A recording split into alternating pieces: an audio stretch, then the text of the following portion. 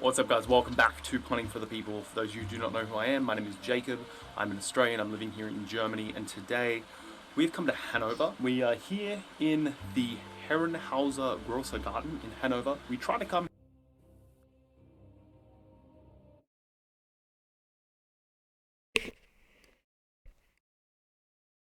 Wait, what the fuck? Why did it start? What? I didn't start the stream. What are you doing, OBS? Stop that. I just started OBS and it just started streaming. What the fuck? The fuck?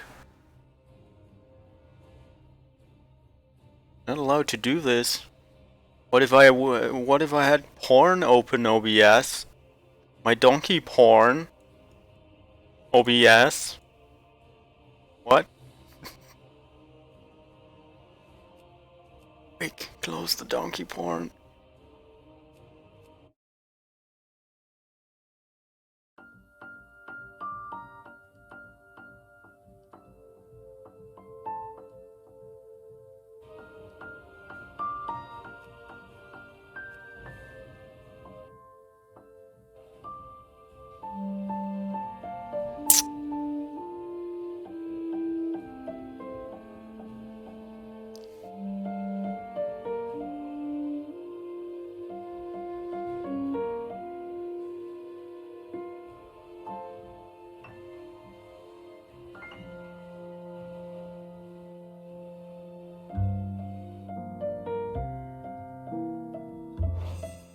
What's up, guys? Welcome back to Punting for the People. For those of you who do not know who I am, my name is Jacob.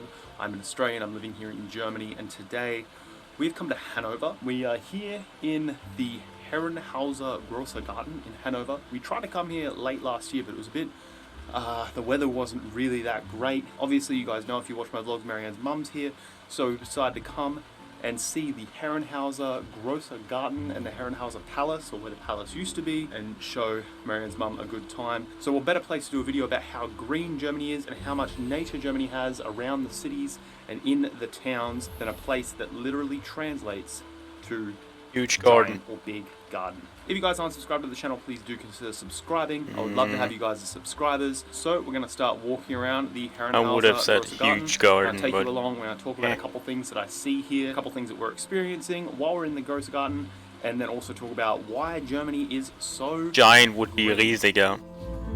So I'm pretty sure huge is the most appropriate translation.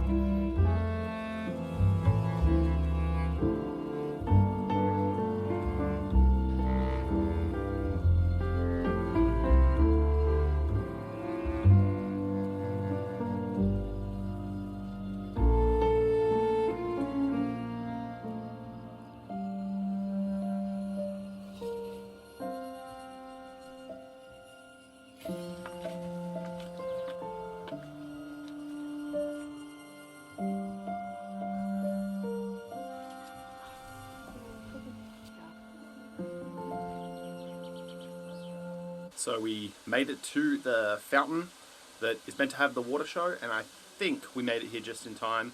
Hopefully it starts in a little bit, and I might be able to catch a little bit for you guys on camera.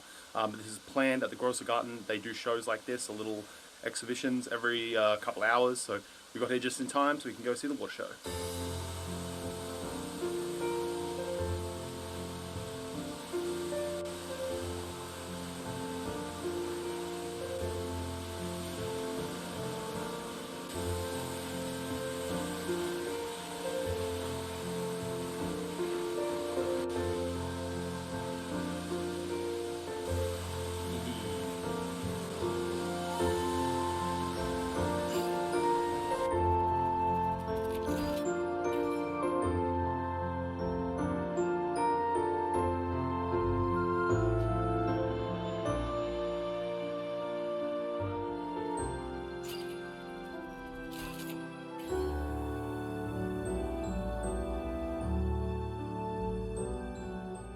So the Herrenhauser Garden, or the Grosser Garten in Hanover, isn't the only Grosser Garten in Germany.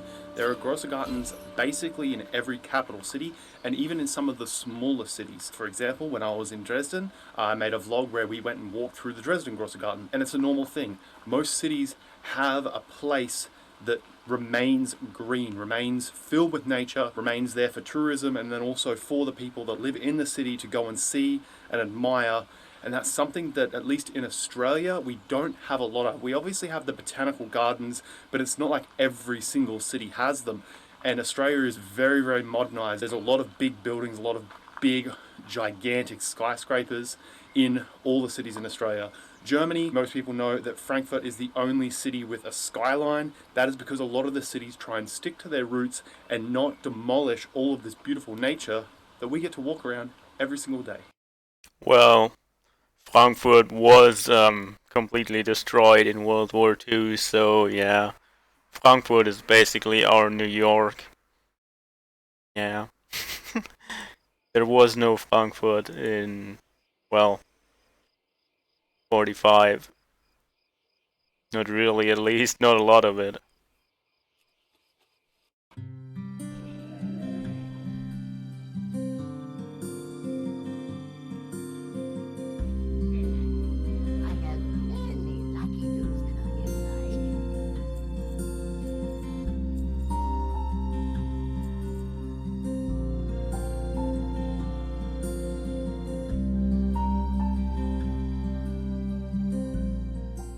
So unfortunately, due to the situation, we did want to go into the maze. The Herrenhauser Garden has a maze that we were going to go in. I thought it would be a really cool opportunity to explore, but due to the situation, unfortunately it's closed. But good news is, this place is massive. This isn't the only thing the Herrenhauser Palace has to offer. This isn't the only thing the Grosser Garten has to offer. We're going to keep looking around, and we're going to keep going on with this vlog.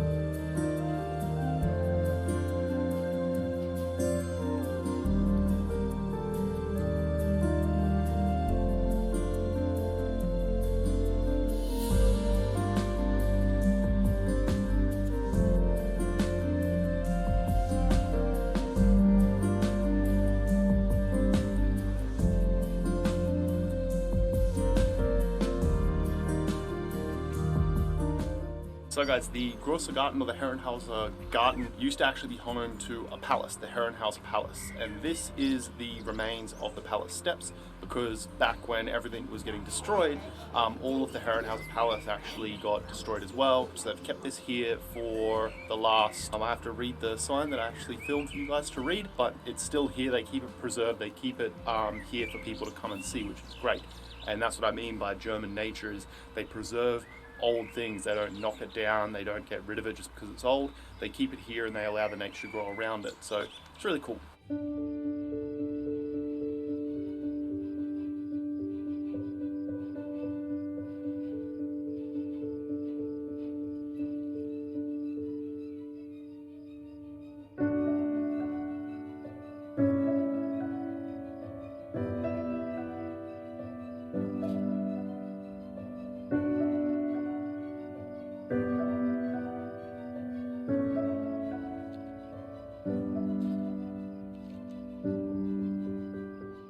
So people that have been watching my videos for a long time realize that sometimes in my videos, when I do my B-roll, I love to take pictures of nature, whether it be little flowers, bees, grass, anything like that. I love it. And the reason that is because Germany just has so much of it. It's something that a lot of people just don't take advantage of.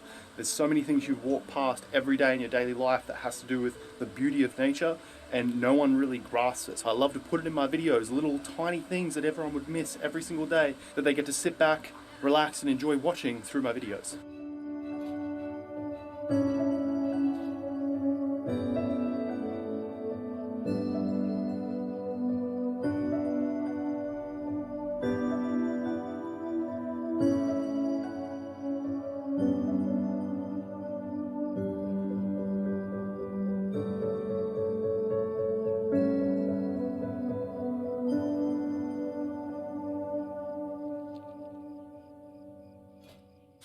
what I mean when I say that Germany is so well built, but also keeps all of its stuff intact. In the Herrenhauser Garten, we've got all these little gold statues here, right behind me here. But then, I don't know whether you can see in the back there, in one of the videos that I just did, there was a really nice gold statue, and right off in the distance you could see this old school castle. And then behind us now you can see all the new buildings at the start of the Herrenhauser Garten. So they don't compromise the old for the new. And it's just a huge, huge difference to a lot of places these days that just wants to knock everything over. Huge shout out to Zach. Zach just made a video about a baseball field in America that's just been completely abandoned. And that's the way that the Western culture looks at things sometimes, is we just have to abandon the old and continue with the new. But Germany still has that feeling they have to honor nature and honor their past and what has gone on back then, and they keep everything so pristine. So thank you, Germany, and thank you to the German people.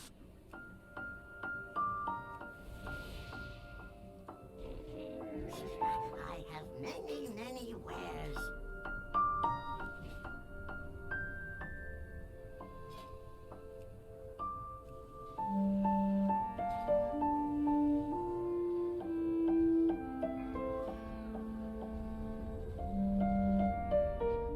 But guys, that is it from the Herrenhauser Garten, or the Grosser Garten, or the Herrenhauser Palace, whatever I've said in the video. I'm sure I'll get corrected as to what's the correct way to say it. But that is it. Thank you so much for watching the vlog. I hope this taught you a little bit about why Germany is so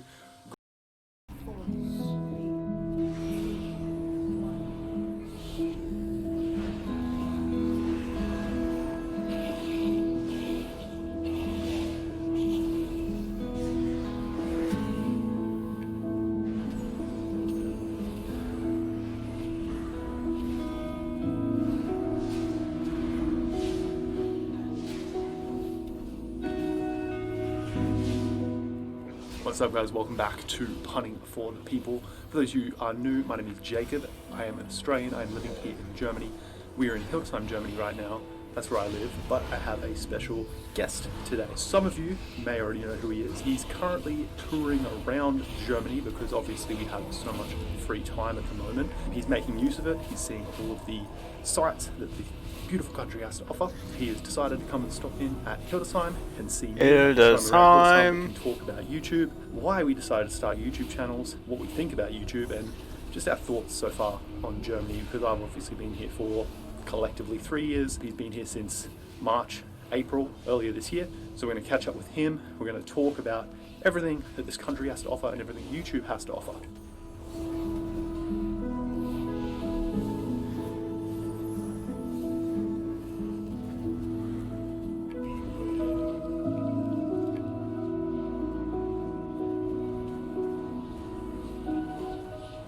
So I am at the Hildesheimer Dome right now, and I have our special guest on today's Punting for the People vlog.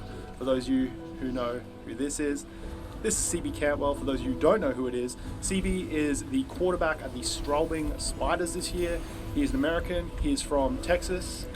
And you went to school in Oklahoma? I went to a small school in Oklahoma. Small school in Oklahoma, quarterback. He's here. He's started to vlog. If you've also watched Silas's videos, he was a Silas guest in the star in a seat couple of Silas's videos as well. So he's making his way around Germany right now, vlogging his daily adventures. He's seen a lot of cities. He's here in Hildesheim. So we're going to have a coffee. We're going to check out inside the Hildesheimer Dome, and then we're going to sit down and talk about YouTube, football, and just things in general. Let's go.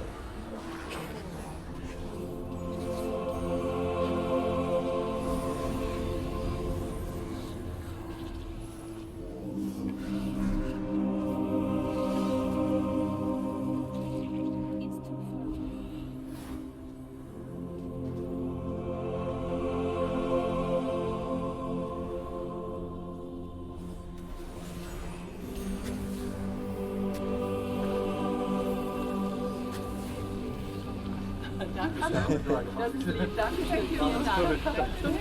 Ja. Tausendjähriger Rosenstock. Ja, ich spiele vor einer Sportmannschaft hier in Hildesheim. Ach so, ja, was für eine Sportart ist das? American Football.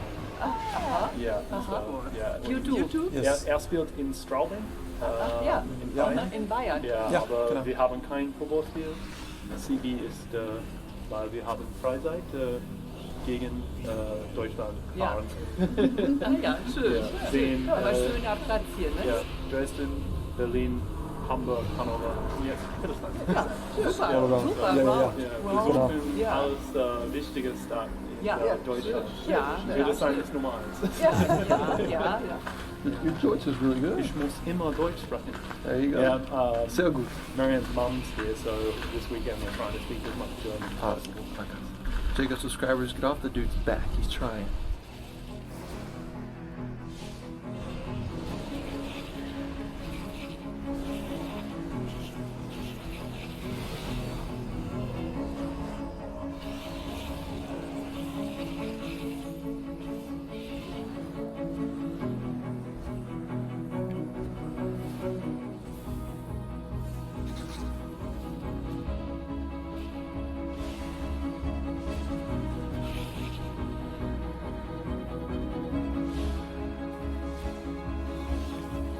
So obviously CB's here in Strawberry in Bavaria playing football, and he's from the States. But one thing that we kind of always talk about at the start that we don't really talk about much during our YouTube careers or when they kind of start getting bigger is why we started YouTube and what the main reason behind it all was. For me, obviously, I've talked about it, it was to stay in touch with people at home, let people know what I was doing.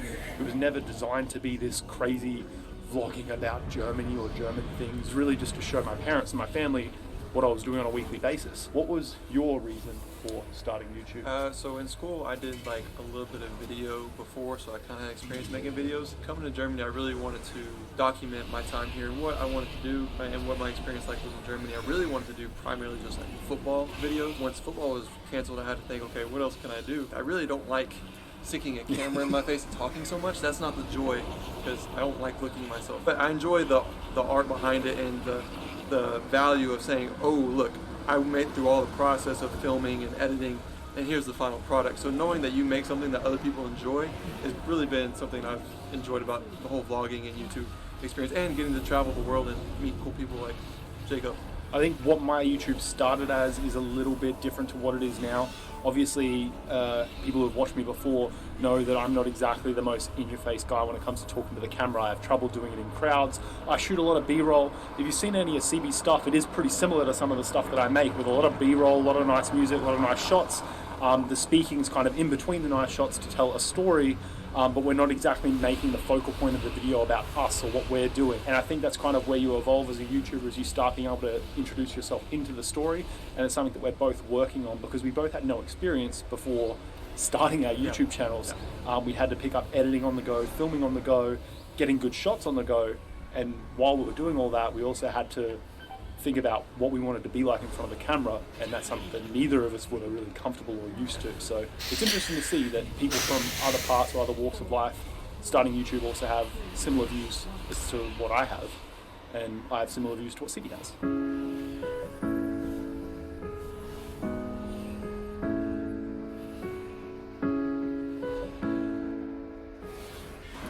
So while CB is in Hildesheim, of course we have to make sure he goes to my favorite place, and that's where we're heading right now. And you guys know exactly where that is.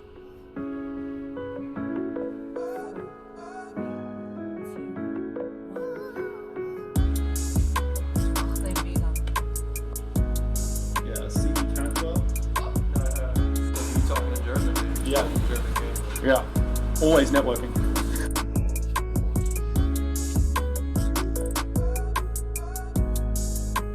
CB's gonna carry this thing like a baby. This thing is freaking huge, bro. So we went to Lieblingskonig, we're gonna sit down, we're gonna grab coffee, have a bit more of a chat around YouTube, and we're gonna see CB try to attempt to eat the best durum in Hildesheim.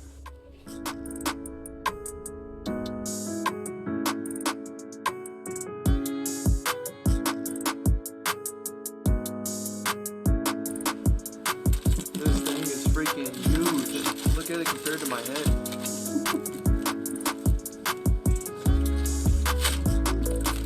Holy cow. There's fries in it too. So CB only had his first durum the other day in Berlin, right? Yeah. It was his first durum. He's had Döner before, so he had one in Berlin, and I saw it on the video, and I was like, this is not durum. This is small, this is tiny. So we took him to Lieblingskonig, and he has got we went there and I was having a chat to the owner because we know her. I 'cause we like go there the a fair bit. fight. And I was saying like I had to bring him here. It's the best place in all of Hildesheim, and she's made this thing special for CB, and it is literally the biggest one I've ever seen her make. Hagen. I'm a VIP. I there. think that was the First name. bite. First bite of it. Here we go. Oh.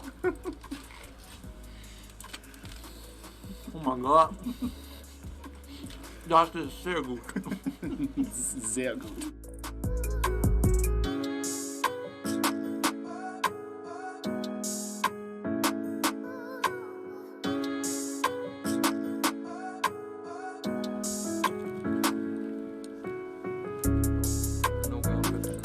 So we're sitting here having coffee, and CB's trying to down this Durham. So we wanted to talk about, first things first is, like, when I came into YouTube, when I decided to start my channel, I knew about people like Nalf, I knew about people like Silas. Shout out to Nalf, shout out to Silas, shout out to Connor, and Zach, and my boys. I knew about them and what they were about, but I didn't know what I was going to be like as a YouTuber or what I wanted to do. And now CB's coming in, and CB is obviously friends with Silas, and he's seen Nalf, he's seen Connor, he's seen me, and he's seen Zach. And he's coming into this football YouTuber environment, and I kind of wanted to talk about what it was like for him coming into this environment, knowing what everyone does or has done, and what it was like for him, like what were the pressures and what he kind of expected. So, like I said, being friends with Silas at first, when I first found out that I was going to come to Germany, I looked up on YouTube all the information that there is to know on the German Football League, and Silas was the first guy that popped up. And when I started doing videos and I first came to Germany, a lot of people were like, oh, you're just copying Silas, or you're just copying Come on! Like, we're like the same person. And Silas, if you see this, I'm sure he can agree with me. Yeah, so like all the guys before me, I've kind of been able to see their stories, what they've done in the past, what's worked, what hasn't worked, and kind of molded it and figured it out on my own. The hardest part is figuring out who you are, not only as a person, but I mean as a YouTuber. Having a camera around you all day really gets you to figure out, okay, here's what I am, here's who I'm not, here's what I like, here's what I don't like, here's what I'm comfortable with, and here's what I'm not comfortable with. For me, I'm all about getting out of your comfort zone. And so at first, I didn't know what that looked like. So I kind of basically copied other people because I saw, okay, this is how they did it, so I'm going to do it that way. I want to say as well is when I came into the city to meet with CB, we were planning on only really being together in the city for a couple hours. And that was like, the plan was to maybe be done like 2 hours ago. We've been walking around the city and we've been talking, like we've sat down twice and we've been talking a lot. And our visions with our channels are very similar. The way we think about YouTube is very similar, and the way we think about life is very similar. So it was really cool and interesting to see the people behind the camera. And like I said earlier, I found his videos to be kind of similar to the way I started doing it and the way I wanted to do my channel.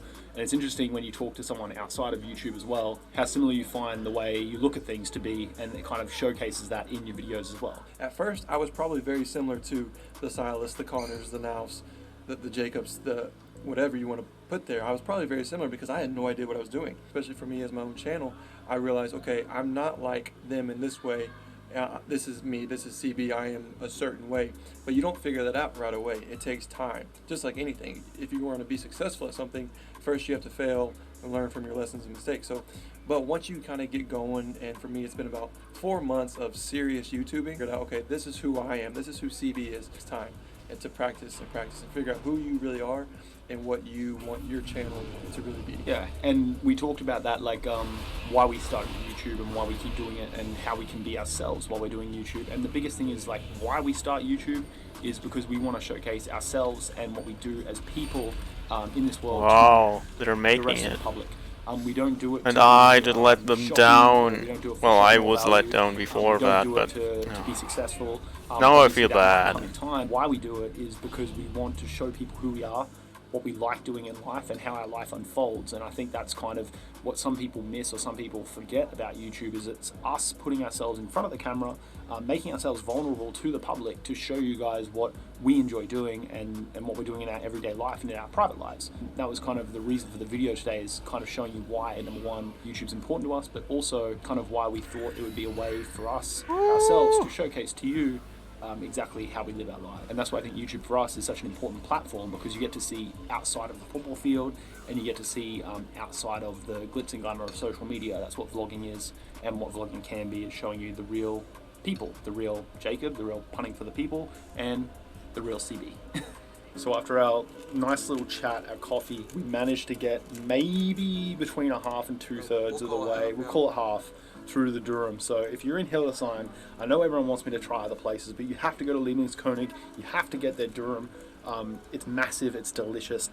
CB's now experience that er funktioniert nicht. CB's going to stay in Hildesheim for the night, and then he's off on his next adventure through Germany. But that's really it for the vlog, guys. We talked about why YouTube's special to us, why we started YouTube, what we think about the scene here in Germany, obviously with the other vloggers, and the pressure or the expectation that's put on us.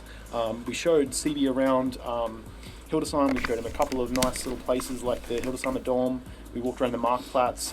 We showed him Lieblingskonig, and we just kind of sat down, had a chat about football, the situation currently in Germany with football and not being able to play, just our backgrounds, like where we come from, how we found football, how we found the GFL. It's been a really cool experience because it's not often we get to sit down and talk with people that are like-minded as we are, that have the same interests as us with YouTube and football put together, and just chill. So thank you to CB for stopping in on Hildesheim. I know it's not the biggest and most important city in Germany, but it's definitely a nice place to be. Thank you to all of you guys for watching. If you haven't checked out CB's channel, make sure I'll leave a link in the description. Go, give him a sub, give him some love. If you're not subscribed to my channel, give me a sub, give me some love. And as always, guys, my name is Jacob. This is Playing for the People, and I'll see you guys in the next video. Peace.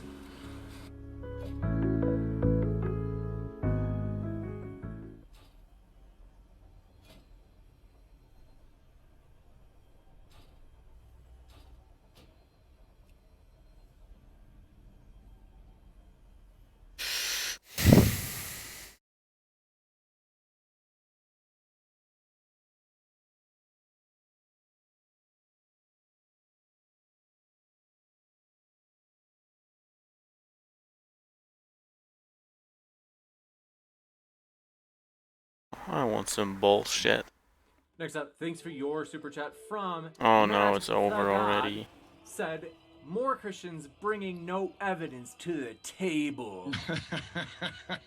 How do you like them apples, John?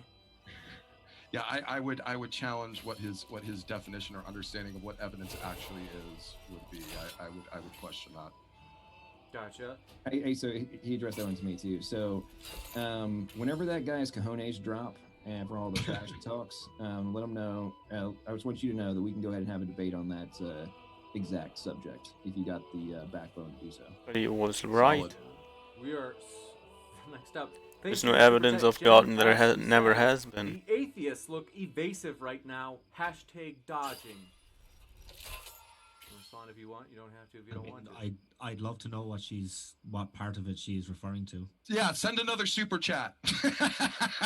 Right here. Poser of Religion, thanks for your super chat, said, I admit these atheists seem to be dodging. Let's see. You can respond to that if you want to. You don't have to. Got a lot. Prayer of the only healing. thing I'd say to What? that is that Oh. the dodge that I saw, and I'm sure that this will provoke other comments, is the unwillingness to stand up for the God they actually believe in. We will go into the next. Hang on, James. Hang on. I'm pretty sure that Smokey offered to have that exact debate, and at multiple times, you guys Happily. both conceded that that is something that we could have in another discussion, and now you're going to try and use that as an excuse for your dodging. I would say that is the ultimate dodge when the opportunity to have that exact discussion has been offered, but we delineated, and it's clearly obvious from the subject title of this debate that that was not the purpose of it. Oh, hang on. I got to take issue with that, James. Sorry. When this debate was first proposed to me, it was just does God exist? That was it. We that's what I thought it was too. To the best of my knowledge, we never had any other discussions about what the debate title was going to be about. But if you guys would like to defend the God that you think is real, James, set up round 2, because that'll be easy. I would like to. I would like to do that, James, please. Gotcha. I second that, yeah. You got it. And thanks for your super chat from General E. Shady, who says, religion is ancient beliefs. Gods are man-made.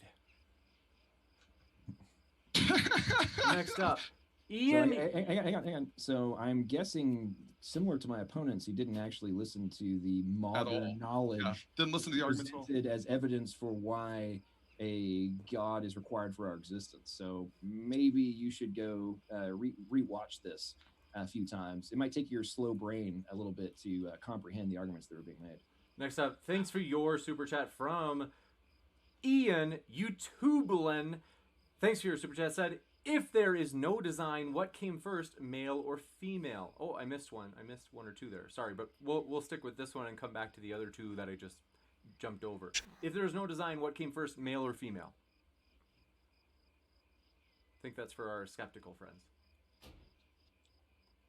Oh, that's good. I don't know. Yeah, I'm not going to pretend to know enough about evolutionary biology to be able to answer that effectively. And just as a sidebar on that, the evolutionary biologists also don't know how that could happen.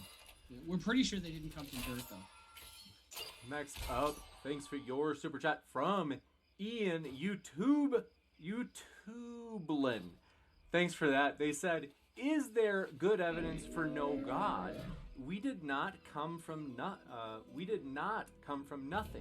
Then you keep asking, which God? It's not about which. It's about a God created everything. I think that was for... I was just gonna say, I mean, the like title on the video is evidence of a god. So I mean, obviously the question of which god is actually very relevant. But I mean, like, only to you, sir. That particularly, but I strongly disagree. But I don't think it's productive to go down that particular rabbit hole anymore. That'd be great for round 2, though. Would. Thanks. Let's see. Did I miss one other one? Let me see here. Thanks for your super chat. Well, we got that one. Decepticons Forever said, when do theists ever have the burden of proof? When they make a positive assertion to the existence of a god. Gotcha. I'm just quick insertion. Is that question implying that we were not accepting the burden of proof in this debate? I'm pretty sure I was going to say. And I'm pretty sure we presented arguments and evidence which were dismissed without counter. But I freely accept the burden of proof because the evidence is in my favor. And if you want to dismiss it, then, as I've stated multiple times, you willfully suspend rational thought. Smoke, you got anything to say on that one? I freely accept the burden of proof. Remember that for round 2. Next no, up. I'm on point. Yeah, no, I agree with John completely. Next up, General E. Shady, thanks for your super chat, said, God clicked fingers, world made. But stupid atheists say we came from nothing. Irony. Well, I mean, that kind of directly kind of references the last thing that I said. I mean, I don't believe that the universe came from nothing. So... It's actually theists that think that. Yeah, but you do. Because if God did not create the universe out of pre-existing matter, then he created it out of nothing. And if you don't accept that, the latter of what I said, then you have to explain where the pre-existing matter came from. Next up... Oh, Jerry Hotep said the question was misunderstood, so let me go back to his... They said, for the affirmative, since technology is created and improved by a multitude of people, why would you say the universe has only one designer? I already answered that. Yeah, I think we answered that. Yeah, I mean, it's the nature of the being of which we're talking about. It's required by his nature to be that type of entity, but go ahead. Gotcha. Sigifredo Sarabia, thanks for your super chat, said, Christians, hypothetically, what would prove that there is no God? So I think that's for our theist side. I've been running my mouth, Smokey. Go ahead. Eternal universe would be a real good start. Some sort of evidence to something outside the universe that is also eternal but not God would help. Hey, you could even, actually, if you want to really, really falsify my faith altogether, produce the dead body of Jesus or any type of corroborating evidence to his dead body, and you'd crush me right away. I'm very falsifiable right there. Wow, you just jumped into Christianity. I know, at the very end when it doesn't really matter.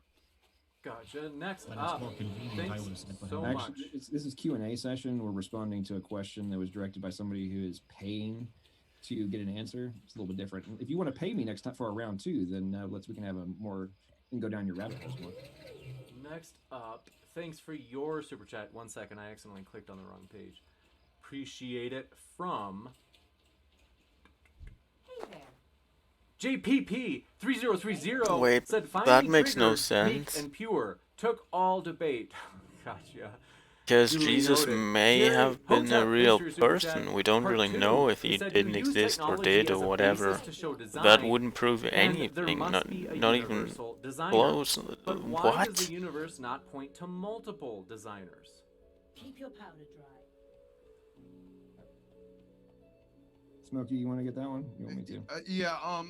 I think I get what the idea he's saying is. He's trying to imply that this type of sophistication would require multiple designers, but he's interpreting that from a presupposition from design of the way that design functions in our universe. He's attempting to apply the same type of mental agency of humans to a divine mind, and that's where it's a false dichotomy. So it's not. It's kind of a little bit of a loaded question, but it doesn't really have an answer because it's not. We're not talking about comparable terms. When we're talking about the type of design that has the ability, We're and the talking power about to bullshit. actually create everything, and also the power of temporal thought, we're giving it a sense of unity outside the universe. Gotcha. And next up, thanks for your super chat from Matt the God, said, "I would love to debate, but before we do research on what evidence is, so you can bring your nuts and a better argument than tonight to the table." Who was that for? That's for me. That's the guy that I challenged. Oh. Can you read that again? Because I didn't understand what the heck that guy was saying. He said, "I would love to debate, but before we do research on what evidence is," or I think they're saying like beforehand we should do research on like what evidence is or what counts as evidence, so you can bring your nuts, aka testicles, and a better argument then tonight to the table. I'm not really understanding what the. I think they're saying like your argument tonight doesn't count as evidence, so next time you should bring a better argument than you brought today. Religion will And bring your cause testicles. rational people to act insane. So that's what Sam Harris said. So was it Matt the God? Yes. Okay, so same challenge I issued to Godless Engineer. If you want to come to Nashville, I will happily have a face-to-face debate with you. You can talk all the trash you want to me, and I will just destroy you mentally. Gotcha. Thanks for I your have super chat many from lucky dudes dearest for friend, you, like. Decepticons Forever, who says, quote, "Conservation of energy," unquote. "There is," quote, "nothing," unquote. May your feet find good trails. Or, sorry, I think I missed a word. They said, quote, "Conservation of energy," unquote. "There is no," quote, "nothing," unquote. So they're saying, Yeah, I think she's trying to talk about Lawrence Krauss's 12 different types of nothing or something. I don't want to get into that right now. gotcha. Thanks I'm for so your super chat. confused. What did they Pimpy, change? Silva, Bagnon appreciate changed. it. There And was a is it a fourth coincidence one. that 90% of scientific Like innovation the fourth has come from button Abrahamic sign me civilizations? over here. I'm so confused. What did they remove? What? I don't think so. I mean, you look at some of the. I'm actually. My brains are so of the most profound. confused. Of the laws and the rules that enable so many of our technologies. They all, not all, but a significant percentage of them came from people. Non-functioning brains. They were searching for the way in which the divine creator had enabled all these things to happen. I would say Newton being one of That's them, some ugly his loot. development of calculus and the fact that basically every portion of modern technology that we currently enjoy is dependent upon calculus. That would be a prime example of that's just one of many discoveries of people that were searching for those things. And when you think about the time and the technology and the knowledge they had available to them at the time, the profound nature of their discoveries. I don't know if you were thinking that there is no logical rule-based system created by patterns to look for by a designer. I don't know if they would have ever made those discoveries. I think the super chat was directed to our skeptical friends, so we'll give them a chance to respond to it, and then we'll go to the next question. Can you repeat the question, James? Yeah, I was just about to ask the same thing. They said, is it a coincidence that 90% of scientific innovation has come from Abrahamic civilizations? Great being with you. Yeah, so I mean, like, simply because the individual scientists may have believed that a god exists, that does not point to the truth of the claim. It does not point to any sort of revelatory acts that, you know, like God revealed the truth behind what they were trying to prove, or they're trying to test or demonstrate or whatever. So I mean, it comes across as like a desperate attempt just to kind of shove God in there any way that you can. That's my answer to it anyway. And thanks so much for, I forgot to mention, new subscribers. I think I might have missed one, so sorry about that if I have, but did see it pop up on the screen. John Horn and Fred Obang, thanks for subscribing. Stoked to have you as a part of the community. Glad to have you here. And with that, we'll jump into standard questions. Persian, or we'll get to yours, Persian. I had one person who, the name, I forgot to copy and paste the name, but their question though was, let me know if this is your question. Why did God wait 4 billion years, watch countless species go extinct, watch mountains forming from bodies of dead animals, all that suffering just because he wanted one species in his, quote, image, unquote? Who's that for, James? I'm sorry. I think it's for us. Yes. Can you repeat it? I'm sorry, James. It was a little bit long. One more time. Okay. I'm sorry. They said, why did God wait 4 billion years watching countless species to go extinct, watching mountains forming from bodies of dead? Why are you asking him that? He's obviously not believing in evolution. Well, it's a little bit of a loaded question, but if you look at the wonderful civil progress that we've been able to make solely from the discovery of these mountains of dead animals and the resources that we provide, I think that explanation is self-explanatory. Gotcha. And thanks so much. It's a gift. What? That's the short answer. It's a gift. Be thankful for it. Gotcha. And thanks, Persian, for your question. Ask John for his citation on that big, in all caps, claim that many evolutionary academics are coming out in opposition of neo-Darwinism. There was a conference on it, 2016. Evolution 3.0, I believe, was the title of it. But there's multiple papers that have been published. Go to the NIH database, Nature. There's been multiple papers published on it, specifically on, I think one of them was titled, Why Would You Not Need Another Synthesis? And the entire paper was outlining the failures of all the different theories that we have led up to this point, and how extended modern synthesis and all the ones that have arisen in the last 15 years still do not come close to explaining the new discoveries. And actually, the evidence is showing that their existence cannot be explained by random mutation, which is the foundation of Darwinism. So next up, let's see. Got all good there, John? On giving them that citation? That's fine. We're good. Gotcha. Thanks so much. Had a new super chat come in. Thanks so much. Appreciate your super chat from Ian YouTubeland. Said, can you think of a color you have never seen before? No, it does not mean it doesn't exist. God is outside of time, space, and matter. Ian YouTubian. I would ask him what is the difference between something that exists outside of time, space, and matter and something that does not exist at all. I will wait. Physicality. It's that simple. Gotcha. Materialism.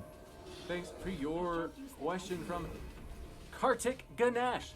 They asked question for the panelists. Not sure if this was asked or discussed before. Why can't we not see God? Shouldn't any theist from any religion prove this? Divine hiddenness from Romans chapter 2. We're judged based upon our knowledge. If we all had perfect empirical knowledge of God, we would all have to be judged accordingly instantaneously for all of our sins. This is an environment and a time of grace, as it says in Romans 9. Thank you. Gotcha. Thanks so much. And with that, I think at the very first question that was asked, I'm so sorry I didn't copy and paste that in. So I'm really sorry if I missed your question. But with that, we are at our normal time that we wrap up. I want to say thanks so much for hanging out with us, folks. It's always a blast. We will be back tomorrow. Now, we have one super chat just shoot in. General E. Shade, thanks for your super chat. Let's see. I think they're saying there are tragic things in the world, such as the priest scandals in the Catholic Church of abuse, but God turns his gaze. Huh. Is that something Artheus will respond to? The Catholic Church is a disgusting pagan abomination that's been a stain on Christianity since its inception and state initiation back in the 300s under Constantine, who was an Arian heretic. It's been a source of nothing but pain and disgrace. I do believe that it is the whore of Babylon, drunk in the blood of the saints and dripping in wealth. Want to say thanks so much for being here, folks. It is always a wild one. We will be back tomorrow, potentially with 2 debates. Pretentious One will prick. be whether or not Oh my god.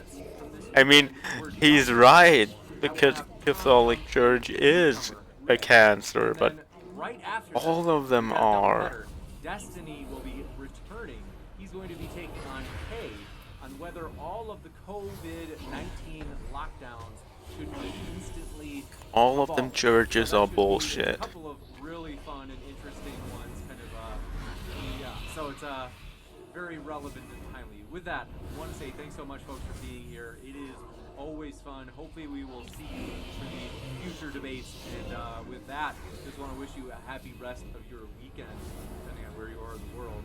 Maybe you're already in Monday, so happy Monday. But thanks so much, though, to our guests, though. We really appreciate you guys coming. Michael, Rib, Thanks, James. and also our Christian theist, Smokey. 20 stacks. Thanks, Nice. gentlemen. Appreciate it. It was a pleasure. Always fun. Thanks so much. And with that, keep sifting out the reasonable from the unreasonable, folks. Have a great rest of your weekend.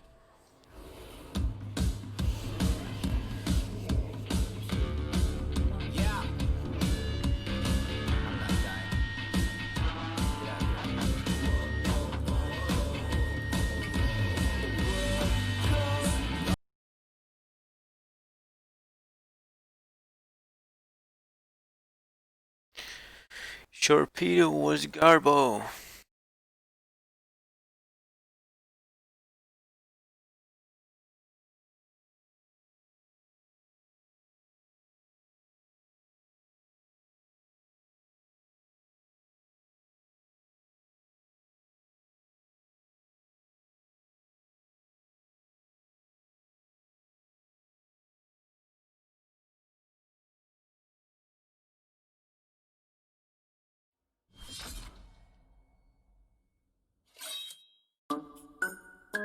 Oh god, Luxray. Luxray was really bad. Next up, Still we have is. Sharpedo. Sharpedo went from a starring role in the film Jaws to the 3rd generation of Pokemon and beyond, where it was terrifying for a number of reasons. It could swim at 75 miles per hour, or 120 kilometers per hour. Its fangs could slice through iron, and it could charge through an oil tanker ship by itself. You don't get a nickname like the Bully of the Sea without thoroughly earning it. Its ability to make people afraid to go swimming aside, today we're going to examine if Sharpedo and its serrated fangs were as monstrous in the competitive scene as it was in the world of Pokemon. And so, we ask, how good was Sharpedo actually?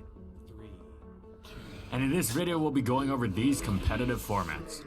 Starting off in Gen 3, Sharpedo wasn't able to swim with the bigger fish in its debut generation of OU. The metagame demanded its water types have some sort of defensive use, and even the most fragile of the bunch, Starmie, was useful defensively thanks to its blinding speed, letting it offensively check nearly the entire metagame, while also having the ability to take at least almost any one hit, even a weaker super effective move like a Stray Hidden Power Grass or a Choice Band Earthquake from Salamence and Metagross. Now if Starmie constitutes as frail, then Sharpedo was straight up made of paper. Its defenses are absolutely abysmal. To give you an idea, Swampert's uninvested Earthquake had a very good chance to put Sharpedo into range to be KO'd by Sandstorm. What's more, Sharpedo wasn't exactly a glass cannon because it was made out of glass, but it was missing the cannon part. It didn't have any stab for its 120 base attack thanks to the type-based physical special split Gen 3 had, and its 95 special attack wasn't anything special, being weaker than the aforementioned aforementioned Starmie. So Sharpedo wasn't just outclassed, it was all around bad. However, in UU, it was a different story. Sharpedo was a terror. It was still fragile, but it hit the metagame's common Pokemon quite hard. Hard enough to where the daunting task of getting it on the field safely was worth the effort. Plus there, it wasn't all that difficult to get in safely, since it had a useful psychic immunity, letting it come in safely against the popular Lunatone and threaten much of the opposing team with terrific coverage in its stab combination alongside Ice Beam. These 3 moves made it very difficult to switch into Sharpedo safely. Well, but why only 3 moves? Couldn't it use a 4th attack? Well, it could, but then it'd be passing up on its unique, invaluable defensive use. Yes, that's right, Sharpedo, frailest of the frail, had an incredibly useful defensive role. Thanks to its ability Rough Skin, an ability that no other Pokemon in Gen 3 had, besides its pre-evolution Carvana, Sharpedo was able to get chip damage on an opponent making contact with it. Now on its own, that doesn't sound too impressive. Getting 6% on the opponent in exchange for tanking an attack that was not guaranteed to KO Sharpedo in return hardly seemed worth it. However, keep in mind that Select-Berry reversal users, such as Scyther and Hitmonlee, were incredibly common and dangerous, capable of destroying entire teams with their unmatched speed and power, posing immense threats to the offensive teams Sharpedo fit on in particular. Reversal was a contact move, and with those Pokemon at 1 HP, Rough Skin would take them out. Okay, so you might say being able to sacrifice Sharpedo in exchange for taking out an opponent's super danger sweeper is pretty good defensive utility for such a frail Pokemon. And to that we say, it didn't end there. Sharpedo's 4th move was Endure. This allowed it to survive reversal and take the opposing Pokemon out. Furthermore, enduring any sort of hit would activate Sharpedo's own Select Berry, making it more of a threat in its own right, as it now outsped the entire offensive metagame, limiting the opponent's options to deal with it as they could no longer rely on just being faster. This made Sharpedo an immense endgame threat against weakened teams. As for the reversal users, you may think, well, couldn't they just predict the Endure? The answer is yes, but then they would never be able to KO Sharpedo without KOing themselves, and that was often good enough. Endure also had other excellent applications. It worked even at 1 HP, meaning Sharpedo could, for example, safely scout the intended move of a choice band user like Kangaskhan, Hitmonlee, or Scyther. Overall, Gen 3 UU Sharpedo was an excellent one-of-a-kind Pokemon with an incredibly cool strategy.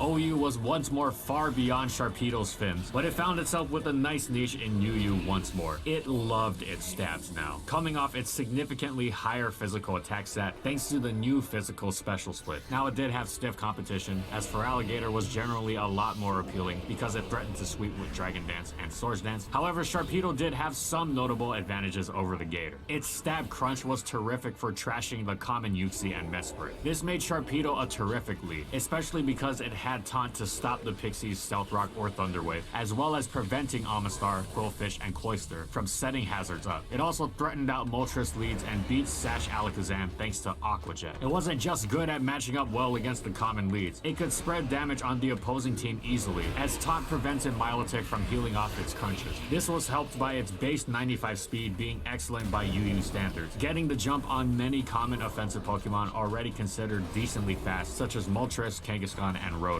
Sharpedo could also use its solid attack and speed as a mid-game attacker, capable of compromising the opposing team's defensive integrity. By adding a Life Orb, it became even more powerful and thus difficult to deal with. Increased coverage in Earthquake and Ice Fang allowed it to handle a greater variety of important Pokemon, such as Registeel, Toxicroak, Torterra, and Altaria. It could even run Zen Headbutt to really smash Venusaur and smack Hitmontop as well. It also had the ability to immediately hit Slowbro far harder than Feraligatr, thanks to the stab it had on Crunch, as well as the fact that it didn't have to pick and choose its coverage options like Feraligatr did. Sharpedo would never sweep though, as its frailty held it back too much against the plethora of priority running around in UU, as even Azumaro's resisted Aqua Jet was too much for it to handle. Plus, its speed, while good, left it vulnerable to revenge killing from other common Pokemon like Scyther and Mismagius, to say nothing of Choice Scarfers. However, despite its flaws and its tough competition, Sharpedo holds a unique niche in the metagame. It's a solid choice for the enterprising player and is emblematic of Gen 4 UU's capacity for making almost anything viable. Generation 5's Dream World blessed Sharpedo with an incredible ability, Speed Boost. No longer would it have to put up with easily being revenge killed. After one turn, it would outspeed anything without a Choice Scarf, and after 2 turns, it would outspeed every Choice Scarfer. It survived for those turns by circumventing its frailty via a combination of threatening slower Pokemon weak to its attacks and Protect. For the first time, Sharpedo was not only not terrible in OU, but it had a real niche to boot. Permanent Rain gave it a much appreciated power boost, and it hit a large majority of the metagame super effectively, given all the ground, psychics, and Heatran there were running around. As long as Ferrothorn was weakened, which isn't too difficult to achieve given how many other attackers it was tasked with taking, such as Latios' Draco Meteor, Sharpedo bowled weakened teams over. Now, of course, it wasn't easy to just slap it on a team, as it was still flawed. It, of course, could just about never switch in safely, and was thus mostly used as an all-in sweep or bust Pokemon, who wasn't a stranger to failure, given how Sharpedo sometimes came up just short of a KO, or was revenge killed by a priority move like Scizor's Bullet Punch or Dragonite's Extreme Speed. Nevertheless, a true niche it did have. Seeing Sharpedo in Team Preview was cause for fear, having to prepare so that it didn't run one's teams over in the endgame, as it so effortlessly did against so many Rain teams. But unfortunately, this niche dropped out of existence once Black and White 2 came around, as Keldeo was the most perfect offensive Sharpedo check I've never ever encountered a Sharpedo back in the day. However, Sharpedo at least finally had legitimate OU use under its belt. As for UU, it was excellent. Arguably the and I played a lot of Gen 5. Absolutely wiping the floor with offense. With the slightest chip damage that could be easily achieved with spike support, entire teams Nobody were put used in Sharpedo. It elected to use a special set despite the At least lowering not attack in like stat, because that way it achieved one-hit KOs on the highest amount of normal incredibly games. Crucial targets such as Nidoqueen, Gligar, Slowbro, Druddigon, and Zapdos with Stealth Rock. This was imperative given Sharpedo's literal do-or-die nature. While Sharpedo was fairly useless against stall teams, that wasn't what its role was meant to be. It was meant to use its speed to blitz past fast offensive Pokemon, even clean up Choice Scarfers like Heracross, and dominate them. Even offensive teams' naturally bulkiest Pokemon, like Druddigon, Shaman, and Cofagrigus, dipped into Sharpedo range with a single Stealth Rock hit. Oftentimes, Sharpedo's sweep wasn't stopped by an opposing Pokemon, but instead its own Hydro Pump accuracy. Overall, Sharpedo was one note, but that one note was the sweetest sound in the world for anyone facing an offensive team. Sharpedo was passed over for the entirety of XY, but come ORAS, it was gifted an excellent Mega Evolution. In addition to every one of its non-HP stats being buffed, including its attack shooting up to a staggering 140, it gained the Strong Jaw ability, whose 50% boost to biting attacks made Ice Fang more fearsome and turned Crunch into a devastating weapon. Plus, it still had speed boost before Mega Evolving, allowing it to become both faster and stronger before going in for the sweep. However, it wasn't all or nothing. As if it was forced to switch out and lose the +1 speed, it would still come back with an improved great base 105 stat, allowing it to still outrun a large amount of important Pokemon. As a bonus, even its defenses were given a boost, so it could actually take an occasional Earthquake, making it even less hit or miss. Now, it never got any serious use in OU, but it was excellent once more in UU. Against offensive teams, it could hang back until the opposition had been weakened, so it could safely go for the cleanup, blazing by speedsters like Mega Aerodactyl and Scarf Hydreigon. Its powerful Ice Fang chomping its way through the ever-common Hydreigon, looking to resist its stabs. Also, it didn't even automatically fold to priority. It could always survive Infernate's Life-Orbed Vacuum Wave, even after Stealth Rock. Against defense, Sharpedo's speed wasn't of nearly as much importance, so it could Mega Evolve and act as a wall breaker with its dangerous crunches. This flexibility in the kind of offense it could deliver made Sharpedo well worth its status as a defensive liability. Also, Sharpedo wasn't beholden to going Mega. It could run a Life Orb set with Destiny Bond to turn its low defenses into a guaranteed KO on the opponent. But Sharpedo was the bread and butter that carved out its place in the UU metagame as one of the most dangerous offensive threats.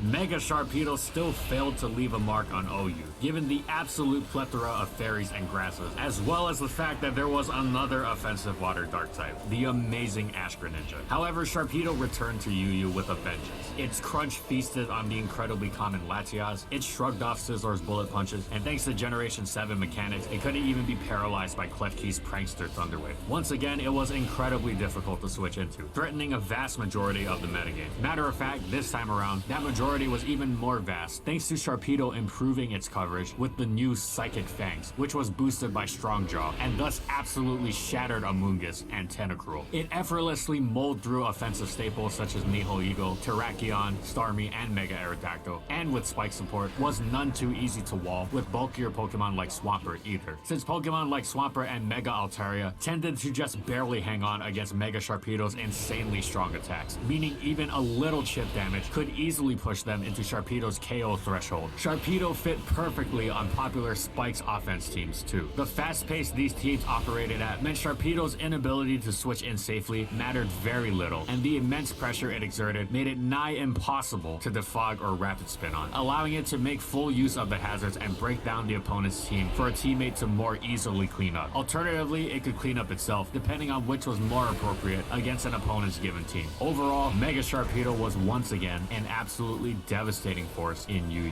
As for regular Sharpedo, it wound up in RU, but it certainly didn't last very long. It was so overwhelmingly powerful that it was banned to RU borderline before Ultra Sun and Moon even came out. It effortlessly swept entire offensive teams at a moment's notice and forced players to go to unhealthy lengths to cover it since the options were so limited. So everyone was glad to see Sharpedo swim away from RU.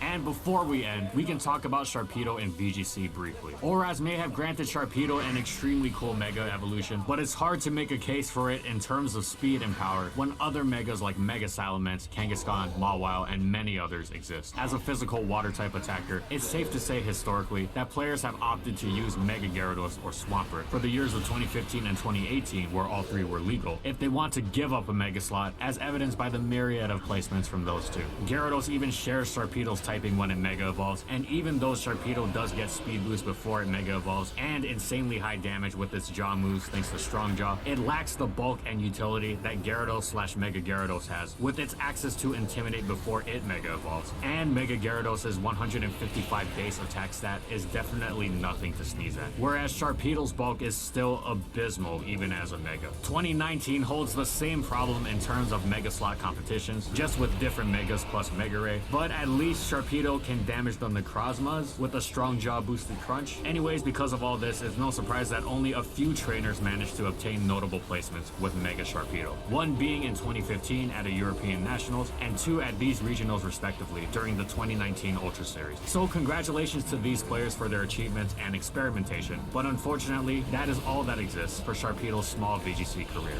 And that's it. So how good was Sharpedo actually? Well, it's never been one for OU, save for a brief period in Black and White 1, where it had a legitimate niche before the fourth horse of the apocalypse, Keldeo, came to ruin it. However, it has been a UU lifer, and has always been at least genuinely good, often even considered great in that tier. From its unique place in its debut generation, to the speed boost styled cleanings of Gen 5, to its fierce Mega evolution, Sharpedo has always had a fierce offensive presence, and effective despite its immense frailty.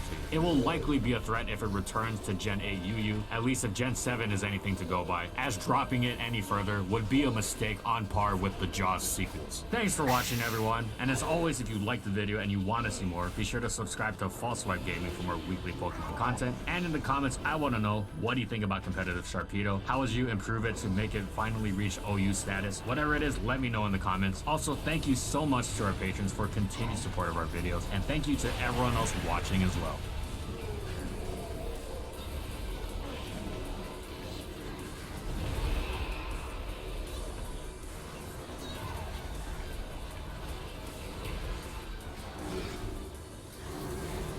And follow my crew on these social media platforms. And that's all I got. See you next time, everyone.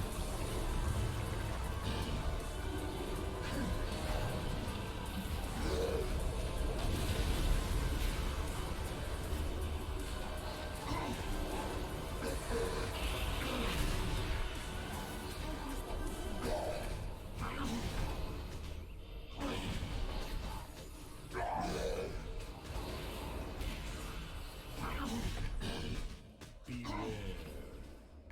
3,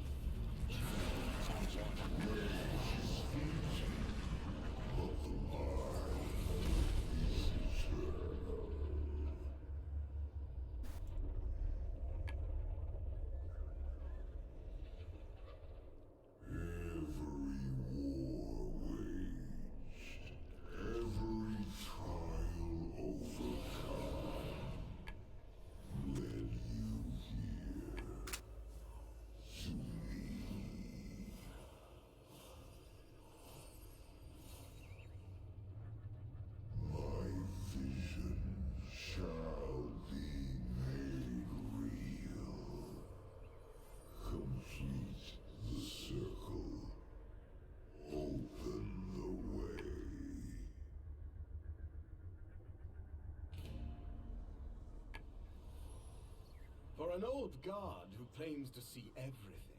You are blind to the threat before you.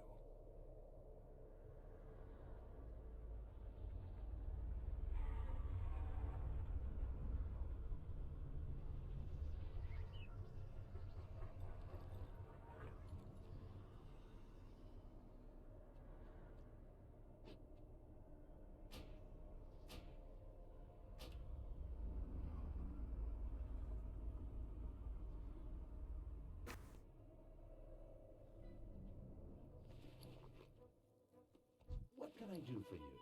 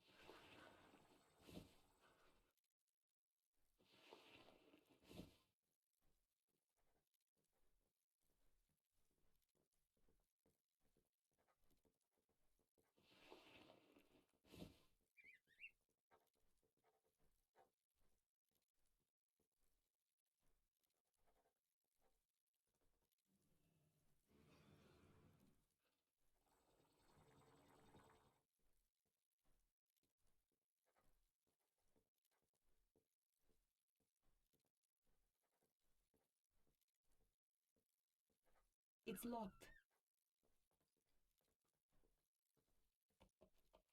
Have a good one.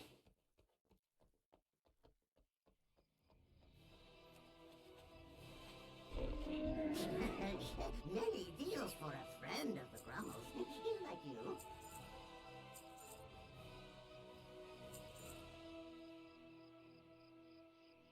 Good fortune to our friends.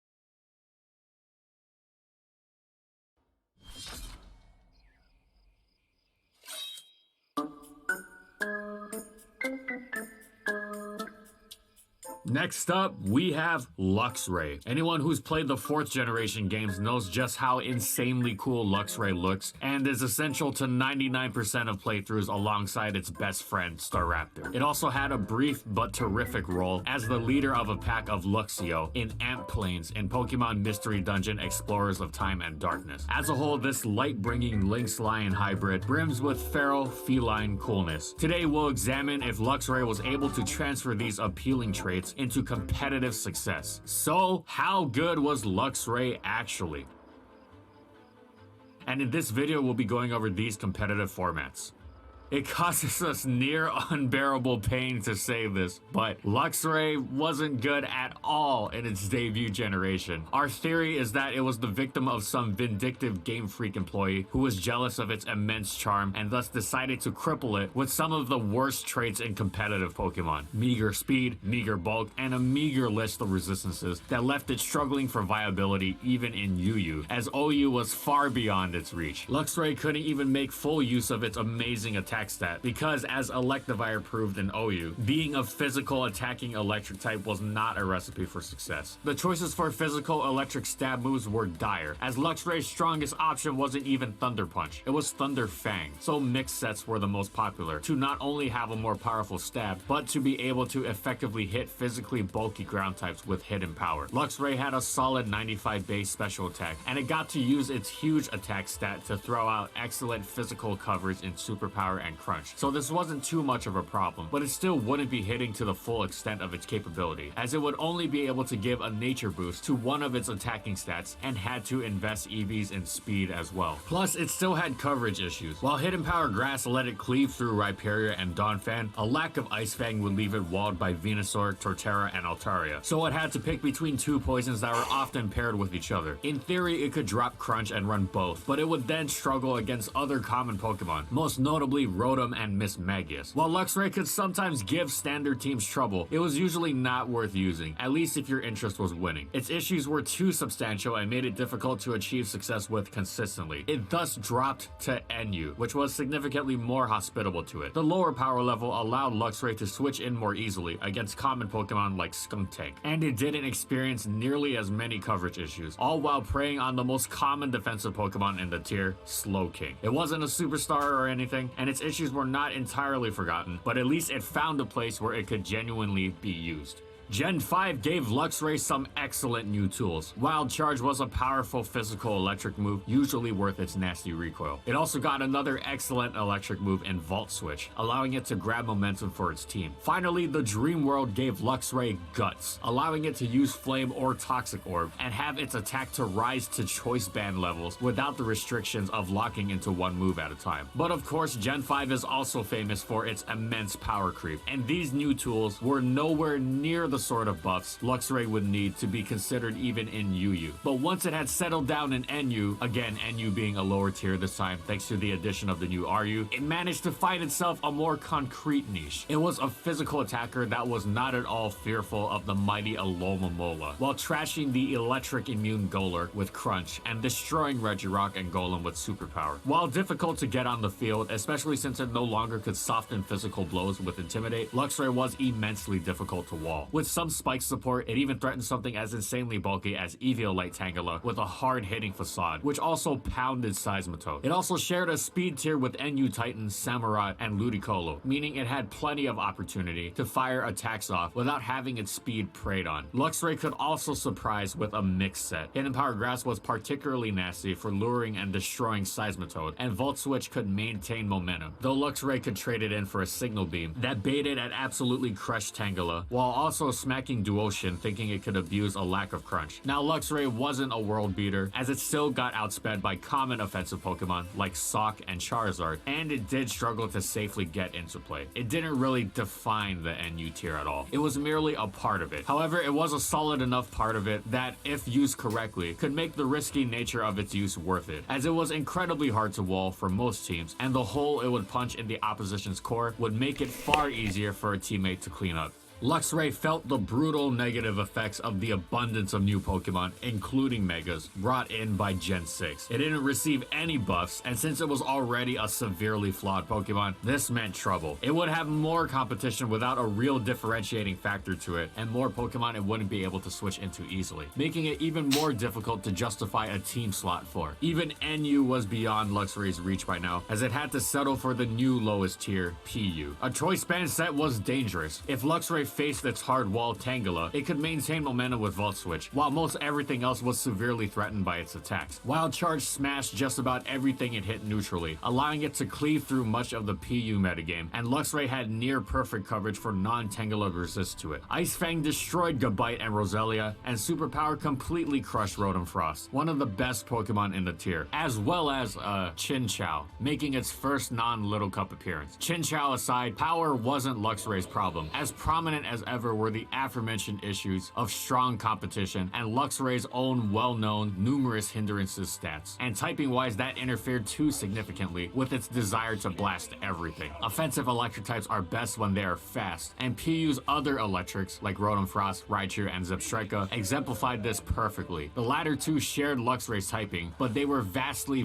preferred because their speed made a world and a half of difference in terms of how much of the metagame they were effective against. This resulted in Luxray being used so little that it fell out of even the PU tier and had the lowest singles dishonor for a fully evolved Pokemon bestowed upon it, the so-called rank of untiered. Normally we hear about this happening to Pokemon in the 7th generation, where untiered came to greater prominence as it encompassed a higher portion of Pokemon. In Gen 6 it was still relatively small, only home to the likes of Pokemon you'd expect to wind up there, like Luxray's Gen 4 compatriots Bibarel and Kricketune. So at least Luxray got to hang out with its pals again, but at what cost?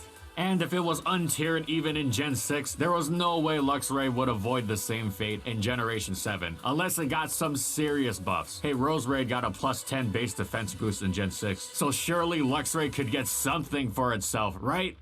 But no, Game Freak decided to let it flounder helplessly, even all the way down in PU. No new Z move would be able to help Luxray accomplish anything. Its frailty combined with low speed was just a terrible combination, almost impossible to overcome. Some players tried to make its old Flame Orb set work, and while it could do damage, it just didn't do enough to make itself stand out from superior physical attackers in Kangaskhan and Stoutland. Volt Switch was hardly a deal breaker. Other electric types weren't in short supply either. Electros dominated the tier, and Alolan Raichu was excellent as well. As such, Luxray found itself as an untiered Pokemon for the 2nd generation in a row, and there sadly isn't much more to say than that. And that's it. So how good was Luxray actually? To our colossal dismay, it wasn't good at all. It was decent at best in the NU of its first 2 generations, then found itself completely untiered even as early in Gen 6, with the same fate inevitably following it in Gen 8 if it's included in the DLC. If we ever find out who cursed the incredibly cool Luxray with such poor stat distribution that basically doesn't even give it a chance, we will send them a strongly worded email. The only way to make things right, I suppose, is that if they have Diamond and Pearl remix, they should grant really strongly worded so email. rightfully deserves, thus granting it a place as a top tier OU, with solid roles in Ubers and VGC to boot. Then all will be forgiven. But make no mistake, Luxray never forgets. Also, there's no VGC usage for Luxray. Surprise, surprise. Thanks for watching, everyone. And as always, if you liked the video and you want to see more, be sure to subscribe to False Swipe Gaming for more weekly Pokemon content. And in the comments, I want to know, what do you think?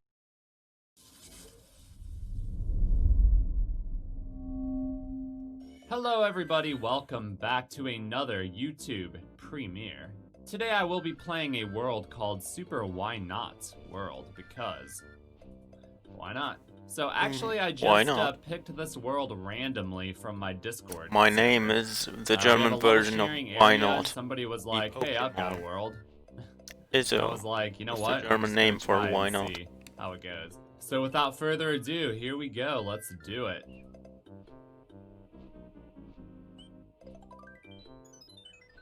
Stage 1, jumping on a journey. Whoa. Whoa. Whoa.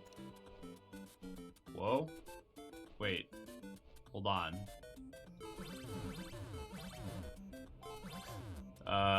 Wait.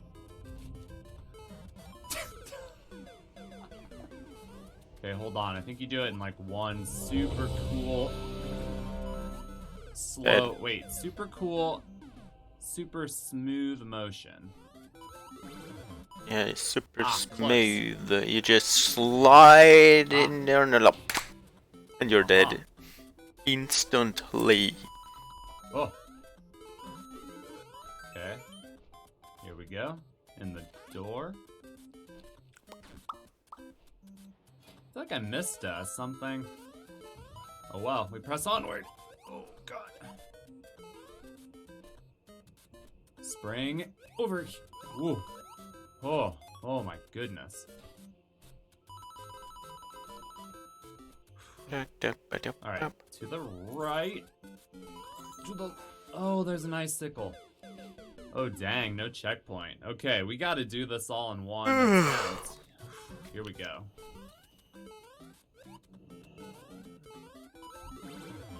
Okay, there we go. So what about this? Oh, dude, there is. Oh, dude, I missed this one. Here we go. Go right first, because what is the point if I mess it up? I gotta learn it. Got it. What? Okay, we just gotta do this one again.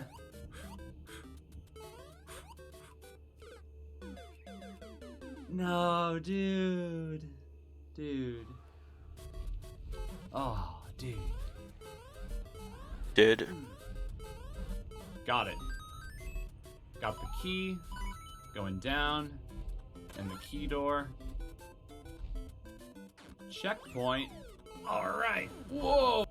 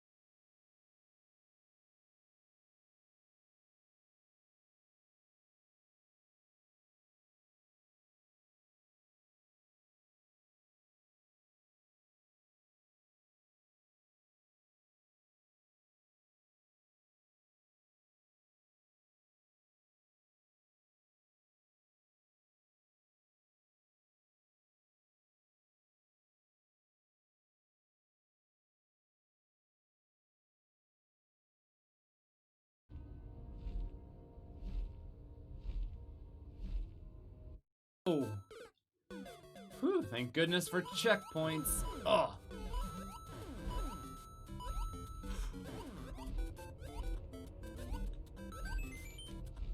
Wait.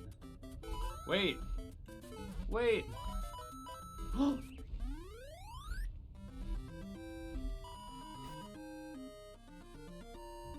The cannonball was supposed to fire again, I think, but it did not. But I was still able to win. Nice. That was fun. That was pretty good. I'm excited for this world. If you are here during the premiere portion of the video, welcome. Thank you for being here. I'm hanging out in the chat, so be sure to say what's up. I appreciate you being here, and I hope you're having a good time. What's in the mushroom house?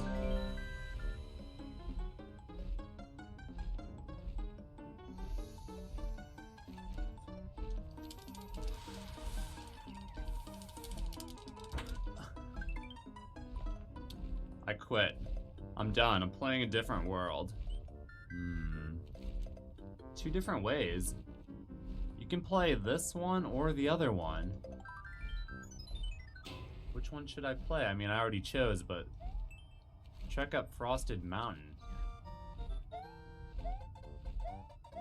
This is not a very frosty mountain.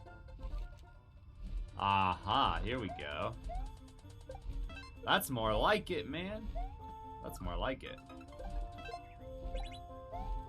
Yeah. Oh! Come on, man. Come on. What happened to my voice? The good Goomba got me. Go.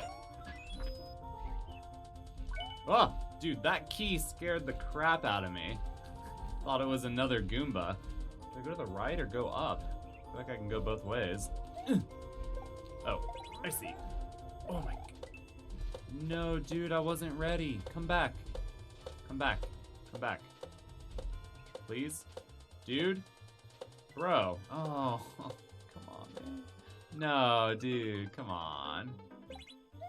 I missed the coin and I don't have a key, but we press onward to victory. That is difficult. Oh my goodness. Alright, so. Yeah. No!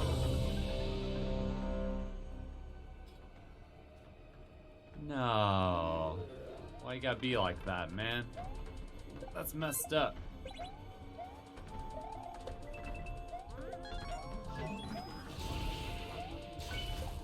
Nope. Wait, what? Oh my god, please help me. What's happening? No. Oh, wait. Wait. Yes! Yes! The cheese is real. Can I get a Ryuk cheese in the chat from the members? Let's go. Oh. Actually, I think on YouTube the prefix is Ryu cheese. On Twitch, it's Ryuk.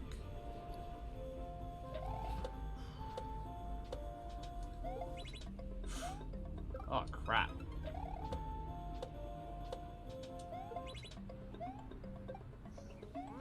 Oh, man, that is...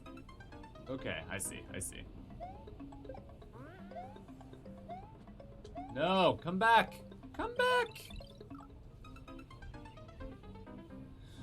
We're moving forward, slowly but surely.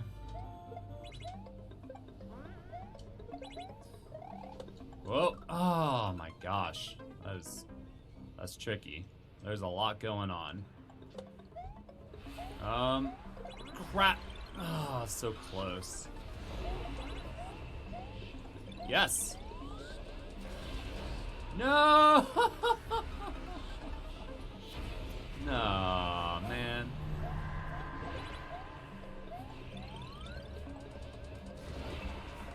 Made it. Made it. Made it. We made it. Woo! Alright. Awesome. I like it a lot, man. This was a good choice, you know? This was a very good choice. I'm loving the world so far. I'm gonna smash that thumbs up button. Go in the pipe. We got another Finally. Oh my gosh. Alright, what do we got? Flower. I haven't played Match and Win in a while. I'm nervous. Super nervous. Oh. Got it. So I'm thinking about doing these premieres every Sunday moving forward. Let me know what you think. I'm thinking it sounds like a pretty good idea. And then afterwards, after the premiere, I'll be streaming on Twitch. So I think it'll be a really cool wombo combo every Sunday tradition. So I want to play every level in the world. So let's go ahead and check out this one too. Tripping on acorns. Oh-ho. Oh-ho. Oh-ho. Oh.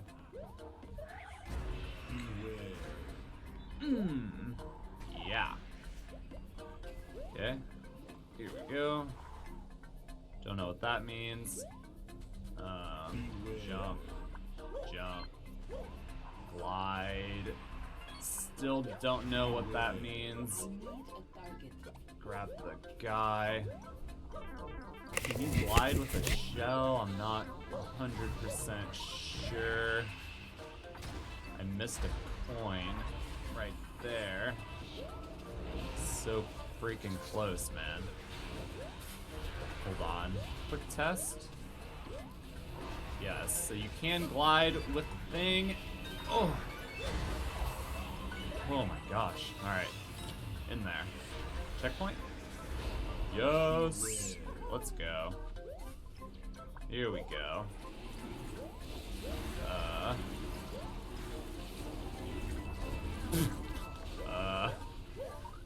Nope. That is not what you want, my friends. That is not. Nope. Beware. Nuh-uh.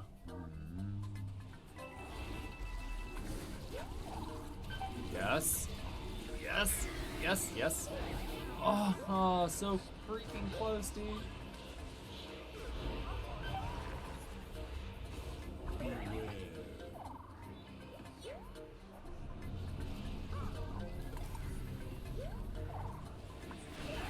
What? No. No, dude. No. Ah, that was it.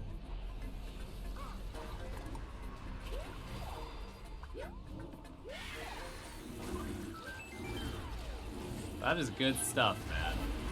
This is a really fun world so far. So this one is probably baseball, right?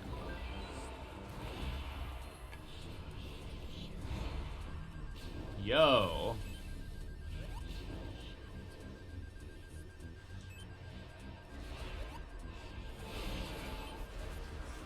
Nice. Alright. Alright. Stage 4. The Koopa Troopa on a cloud. A shell of a ride. Reach the goal without eating. Where are the shells? I don't see a single shell. Hey, I found a shell, you guys. Aww. Aww. Oh, okay. So, go back. Go back. Throw it up. Re-grab it.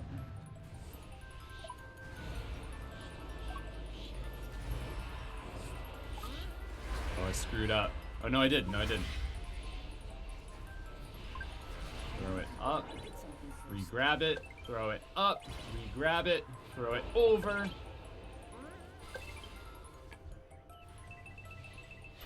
Hey, that was awesome, dude.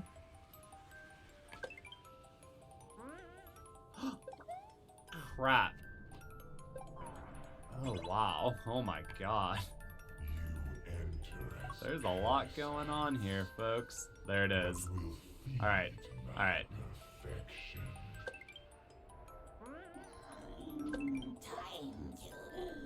Hey. Wait. Did I do it right? I don't... Wait, did I? I have no idea.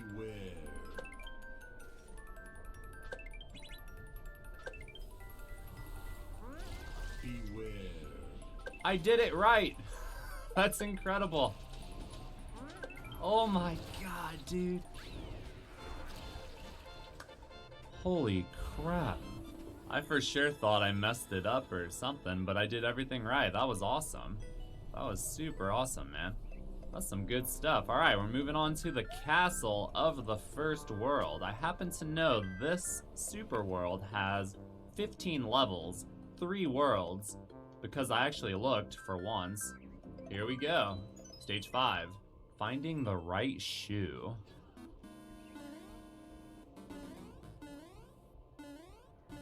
Uh-huh, okay. Okay. Huh? What?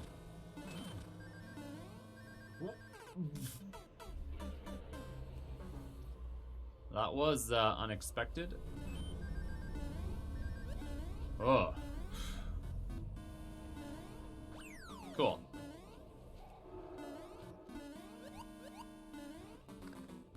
Okay. Over.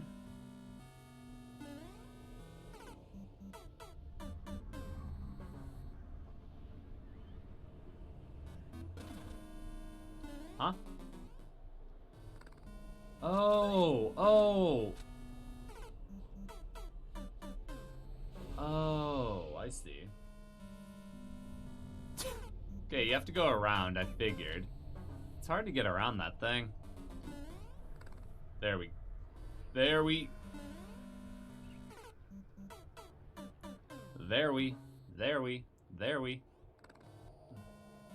Dude! Dude, that fire bar!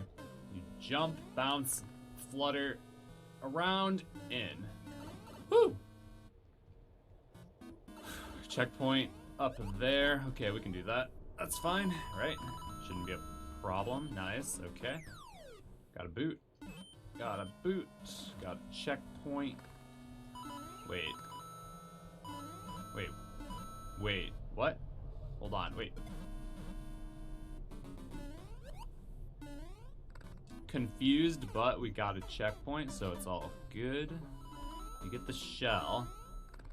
And then you fall down and hit the thing, and then go to the right. Oh, yeah, yeah. Okay, okay, okay. Very strange. Okay, did I need that? Actually, no, I don't think so. Up and... Wait. Wait. Uh-oh. Oh. Wonder if I can save it. Hold on. I can't reach it. Maybe, actually, you know what? Big momentum, maybe. Oh. Yes! Wait. Hold on, hold on, hold on. Do I need that? Oh, okay.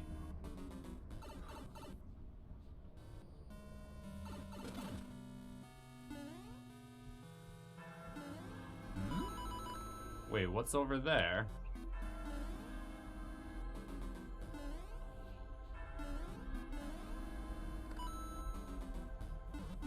Some one-ups, alright, nice, nice. What's down here? No, dude, no, come on!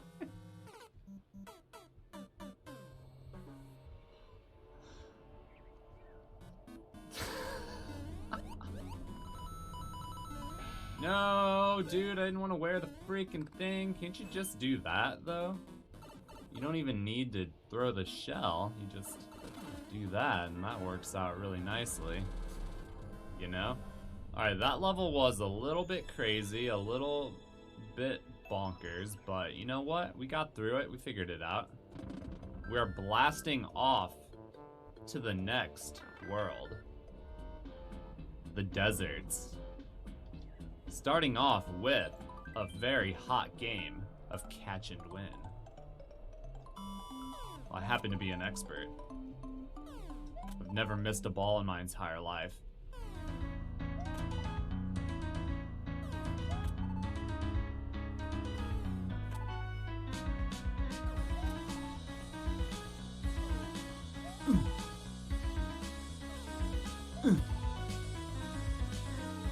Yeah.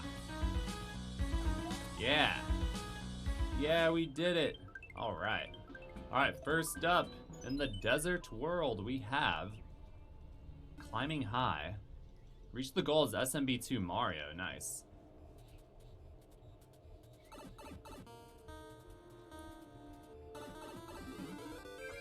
Do I need you, mister?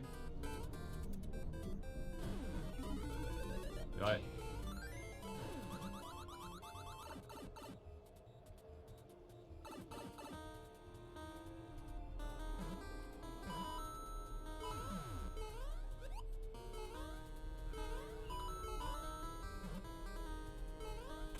All right.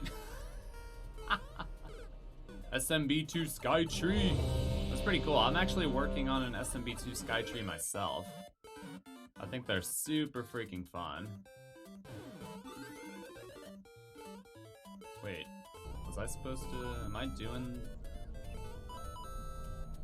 Oh, I see.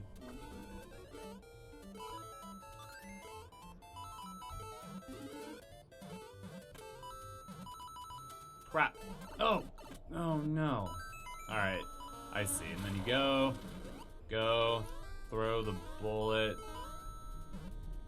hit the thing. This is pretty intense.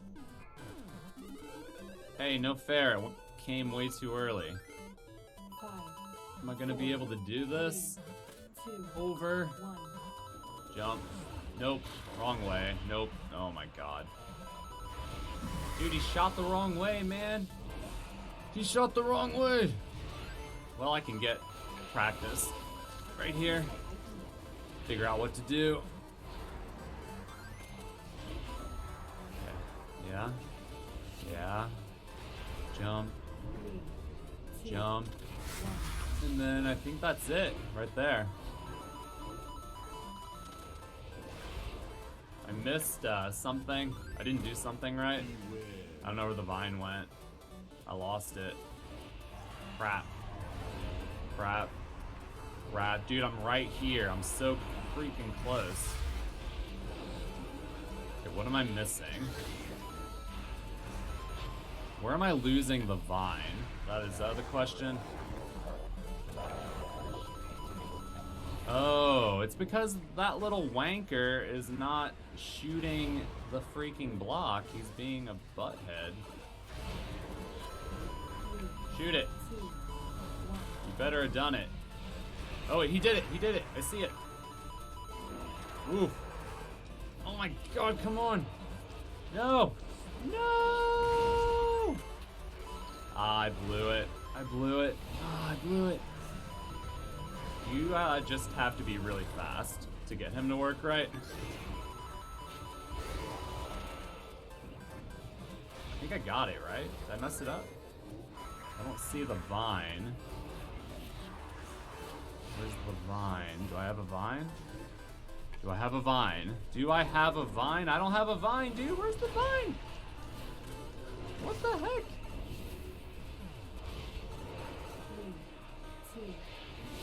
I was too slow. He did get the block, but I was too slow. How was I too slow? I was so fast. That's crazy. Okay, try again. Didn't even shoot. Dude, come on. There it is. There it is. I threw. Dude, oi, janky hack, mate. Okay, he doesn't shoot if you go too fast, but if you go too slow, then you get pooped on. Oi! Come on. There it is. Donkey hack, Mike. There it is. There it is. Go. Go. Go. Go. Go. Go. That has to be it. That has to be it, right? Okay. Go, go, go, go, go. There it is. There it is. Make haste. No! No. No, dude. No.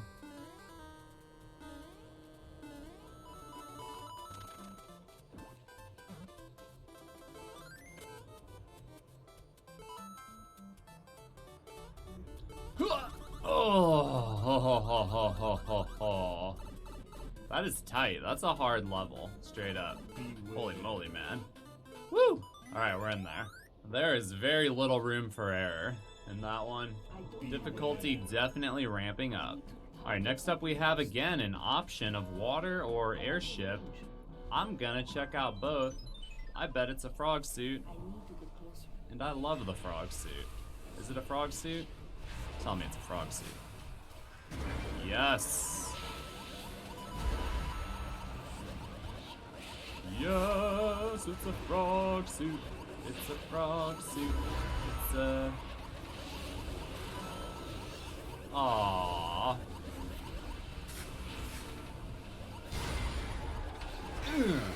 Dude.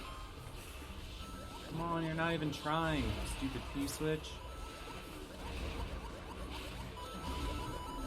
Do the... No, you're shooting the wrong way, bro. No! Dude, here. Here. Shoot it. Shoot the thing.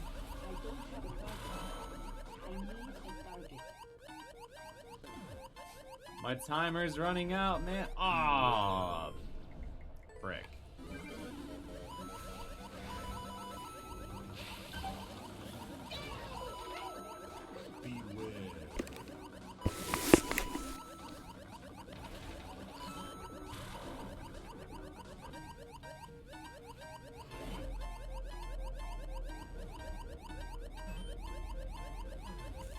Yeah.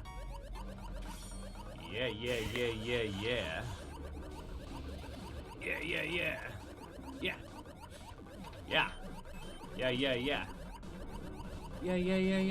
Yeah. Go. Yes. Love it. Love frog suit speedrun. So much fun. That reminded me of my own level a little bit. Alright, so we could go in the pipe, but I want to check out every level in the world, so let's head over here. Desert Hat Ship Hardship. Oh boy. Alright.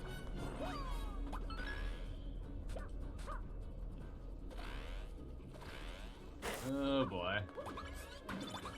Oh boy. Don't touch the ground. Looks fun.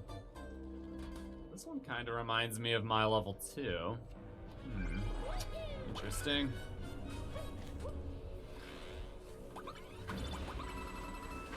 Oh, what? Okay, you gotta drop a little bit. Okay, up. Jump.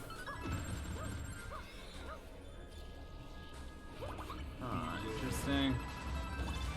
Oh, hit the thing. Up. Wall jump. Goomba. Jump to the thing. Do the thing. There's probably a thing.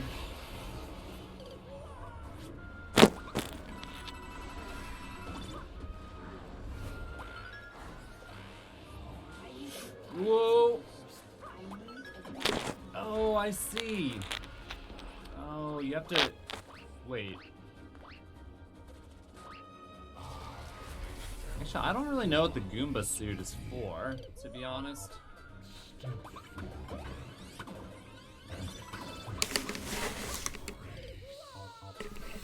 Holy freaking crap. I actually did it right, but I, didn't do it right. Woo! I see the goal! I see it! I see it. I see it. I see it. I see it. I want it. I need it. I need it. I want it. I need it. Yes! In there. Woo! Alright, we have another mini game. We have Match and Win. Alright, here we go. We got a mushroom. Boom, boom, boom. Boom, boom, boom, boom, boom, boom. Boom, boom, boom. Yes. Got it. Next up, we have the Pokey level. It is called Dusty Desert Dash.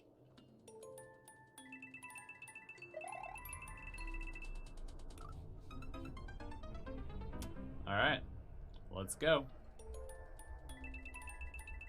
Still not 100% sure. Am I supposed to go down here? Oh.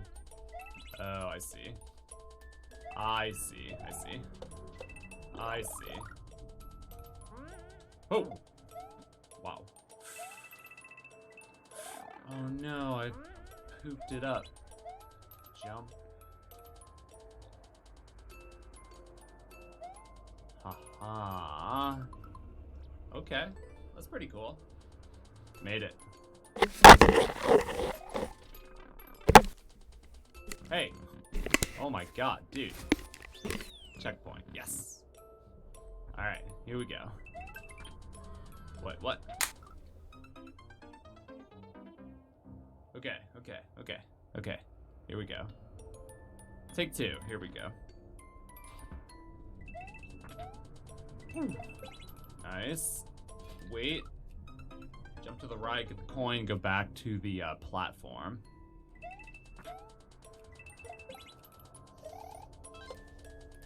That is tricky, man.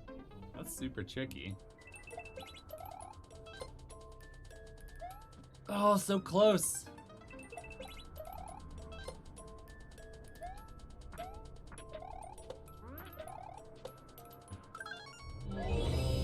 Yes, dude. Yes, awesome. Just in case you guys were wondering, the people who are using like the custom Ryukar emojis in chat, those are YouTube members. If you want to learn more about becoming a member, check out the link in the description or press the join button on the video screen area. Alright, next up we have one more mini game. It's gonna be catch and win. Catching balls. Here we go. It's all about the ears. You gotta listen. The knuckleball and the forkball have unique sounds. Okay, when I said that I've never missed a ball in my life, I was lying. I don't know if you guys knew that. Alright, the finale of World 2, here we go. We have Bonsai Castle Blast. SMB2.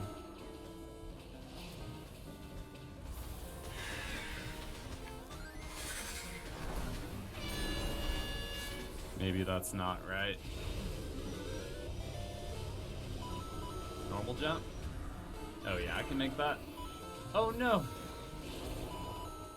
I missed the key.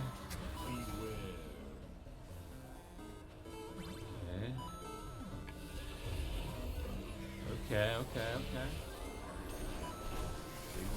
Big jump. Messed it up. Back on the dude, pick him up. To the right, jump on the bullet, throw the guy, jump to the wiggler, jump on the wiggler, jump on the guy, to the door.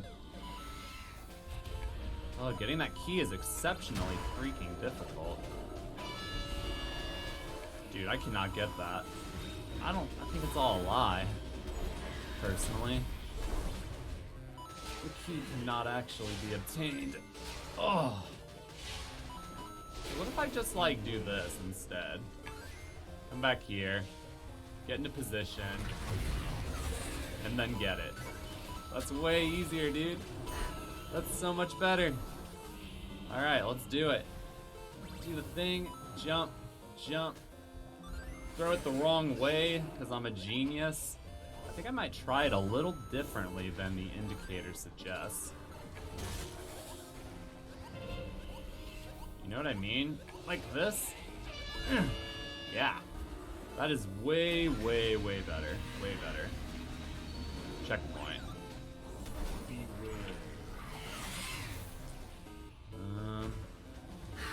Did I want to do that? I have no freaking idea. I don't know where I'm going. Oh, crap. There was another SMB2 mushroom right there, dude. Oh my god, no! Oh my goodness. What is happening here?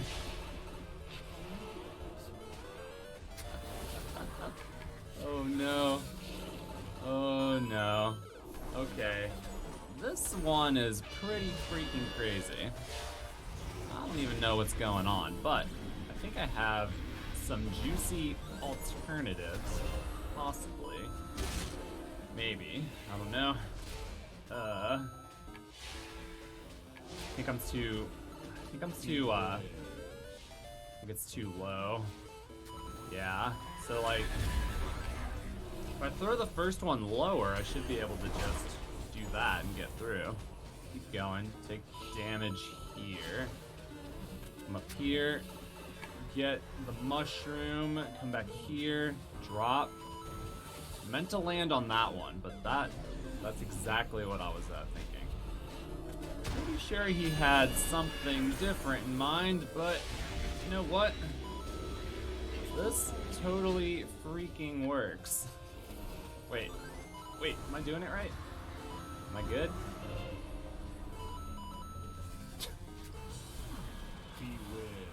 I don't know how you were actually supposed to do that, but you know, we figured it out. Alright, that one was a bit of a hot mess, but entertaining nonetheless. And we move on to World 3. The final world, 5 more levels. Woo! I've been recording for quite a while. I think that's a good time to stop the video. Thank you all so much for joining for today's premiere. Like I said, I want to do this every Sunday moving forward. I think it's a ton of fun. Let me know what you think in the comments. I will finish this world on stream on Twitch, so I am live right now. If you're watching during the premiere, I should be live right now, and I'll be finishing up this world. If you want to watch it after the fact, you should be able to check it out in my Twitch video archive. Thank you all so much for watching. Hope you enjoyed it. See you in the next one.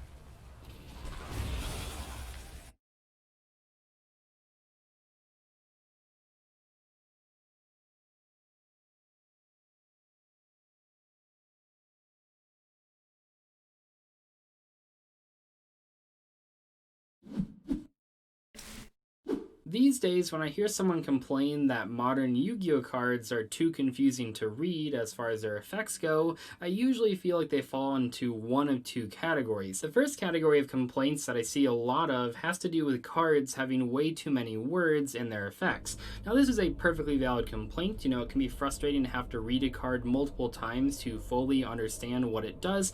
And then the second sort of category of complaints that I see is when people don't really know how to read Yu-Gi-Oh cards using problem-solving card text. Now, ever since mid-2011, problem-solving card text was added into the game for every single card. Problem-solving card text basically helps players understand what the cost of a card is, if it targets or if it doesn't target, and all sorts of really important rulings about the card's effect. This way of writing Yu-Gi-Oh cards has been a blessing for any Yu-Gi-Oh player that has a ruling question. Problem-solving card text is one of the best decisions that Konami has ever made about the game of Yu-Gi-Oh!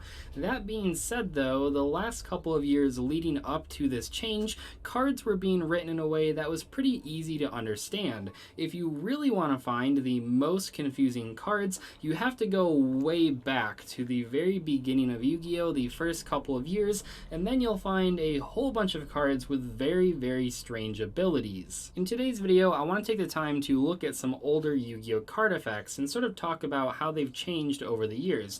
These cards were written in a hilarious way back in the day. I mean, they're just really, really funny to look at, but what's interesting here is that many of the cards that we're going to look at in today's video, actually most of them have actually not changed over the years in terms of how the effect works. They've only changed in how the effect has been written. So in today's video, I want to compare and contrast the original text versus the new text and kind of talk about what Konami kept in and what they might have cut. The first card that I want to talk about in today's video is Exiled Force, and I do want to mention here that many of the images in today's video are not as high quality as you're used to seeing. Basically, it is very difficult to find the original scans for these super old cards with these older text options, so just keep that in mind. In today's video, the images might not be as clear as you're used to seeing. Anyway, Exiled Force is a level 4 warrior monster on Earth with 1000 attack and 1000 defense. The original text on this card says, offer face up this card on your side of the field as a tribute to destroy one monster on the field. If this card is used for a tribute summon, or this card is offered as a tribute due to other card's effects, this card's effect is not activated. One of the reasons I like this card so much as a first example in today's video is because it shows what a lot of older cards did. Basically, not only does the effect of Exiled Force say what it actually does, but also it says what it doesn't do and when it doesn't trigger, which is just something that players should know from reading the rulebook. For example, if we look at the most recent printing of this card, here's what it says. So remember those two sentences that were all really complicated? Well, the most recent text just says you contribute this card to target one monster on the field and destroy that target.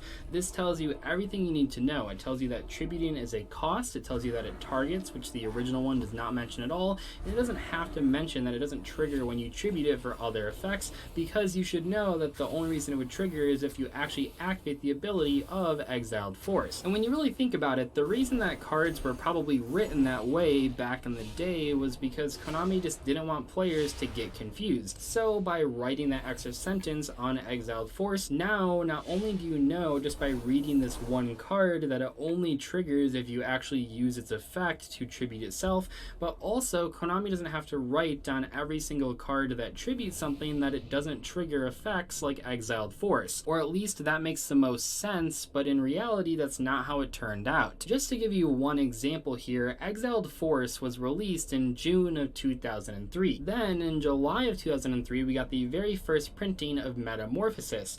Now remember how I said that with Exiled Force specifying that it doesn't trigger if it's tributed by other means, that should mean that you don't have to write that on the cards that actually tribute. Let's take a look at the first printing of Metamorphosis. This is a normal magic card, well I guess now a normal spell card, and it says offer one monster on your side of the field as a tribute to special summon one fusion monster of the same level in face-up attack or defense position from your fusion deck. Monsters used for a tribute summon or that are offered as tributes due to other cards' effects are excluded. So you'll have cards like Exiled Force that add a second sentence entirely just to specify, hey, this won't trigger if it's tributed by another means. But then on cards like Metamorphosis, it'll specify, oh, by the way, if you tribute something like Exiled Force, it's not going to trigger that ability. In reality, you can remove both of those sentences on both of those cards and players will still understand how they work. But even the most straightforward of cards in old school Yu-Gi-Oh! Still had this issue. Monster Reborn, for example, in the original LOB printing says this: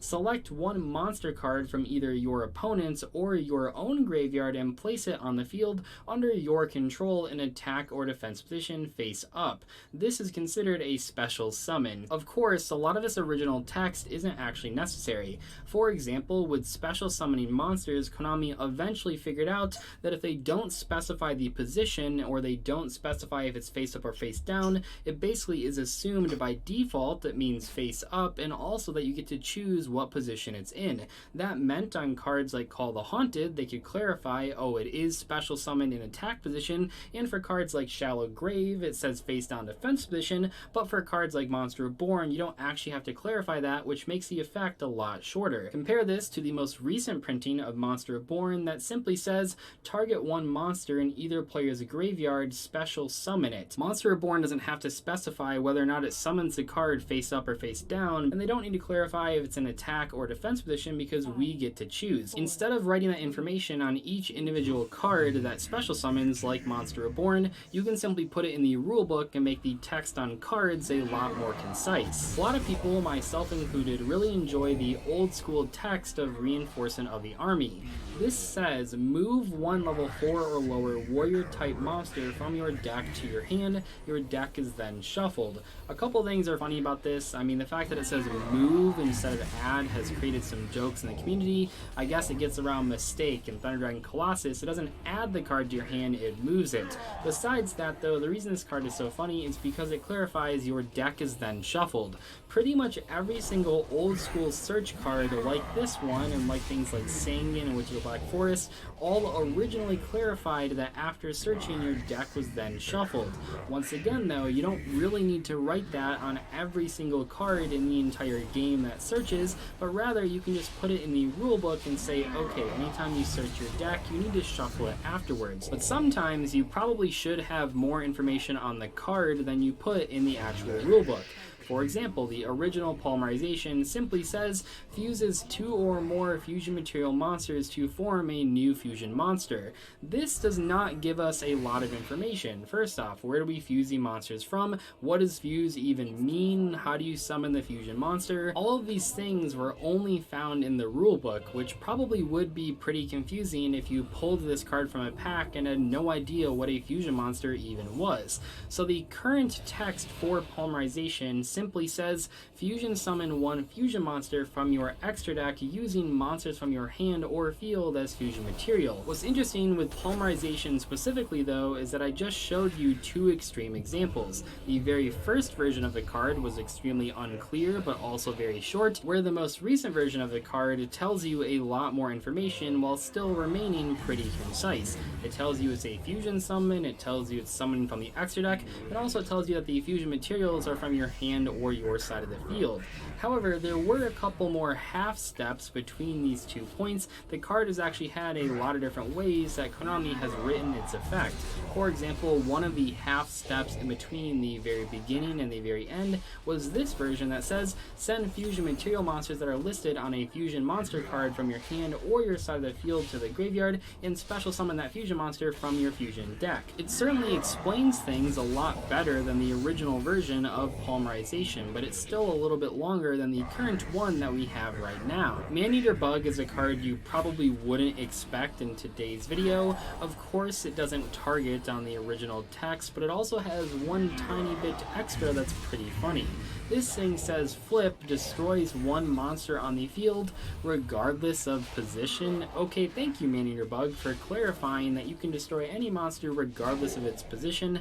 Once again here, that is completely unnecessary. It just has to say destroys one monster and obviously add the targeting on there, but still a pretty funny old Yu-Gi-Oh card effect. And finally, Gillosaurus. Yes, the level 3 dinosaur earth monster with 1400 attack points and 400 defense. The original text on this card says you may treat the normal summon of this card as a special summon.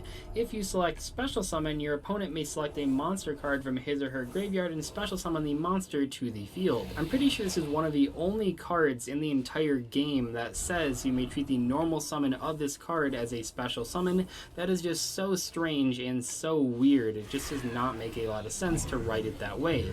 The current version of Gillosaurus, by the way, says you can special summon this card from your hand. If special summoned this way, activate this effect, your opponent can special summon one monster from their graveyard. The cards in today's video are all great examples of why problem-solving card text is so important. You don't want players to be confused after reading an effect. Certainly there are still confusing rulings and effects in modern Yu-Gi-Oh, but a lot of the times I feel like people actually have not sat down and actually tried to learn how to read problem-solving card text. There are tons of articles and tons of videos about how to read Yu-Gi-Oh cards, and just spending a couple hours reading and watching those sort of discussions is really helpful and can save you a lot down the road. Anyway, hope you guys enjoyed today's discussion video. I'll see you in the next one. Goodbye.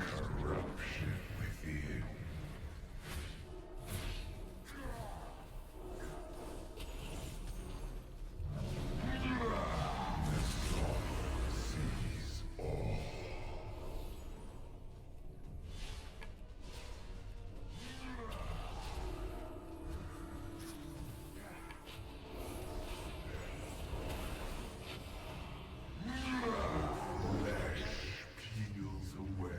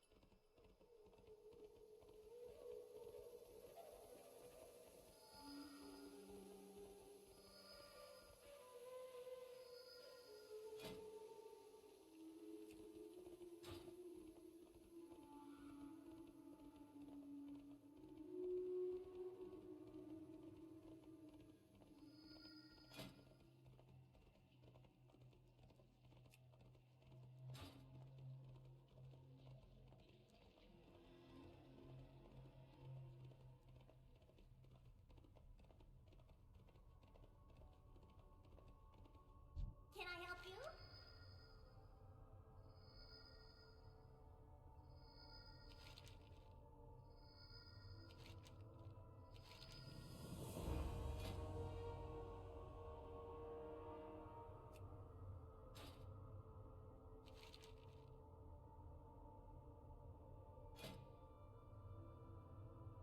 Ishnu Allah.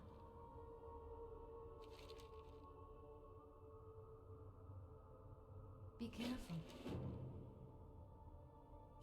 Salutations.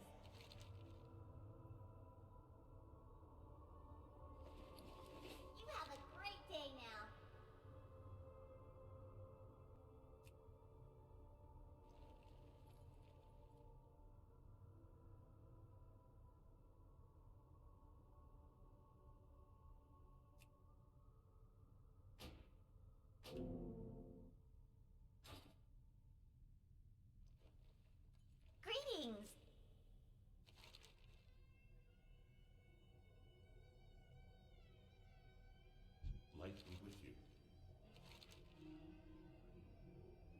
careful.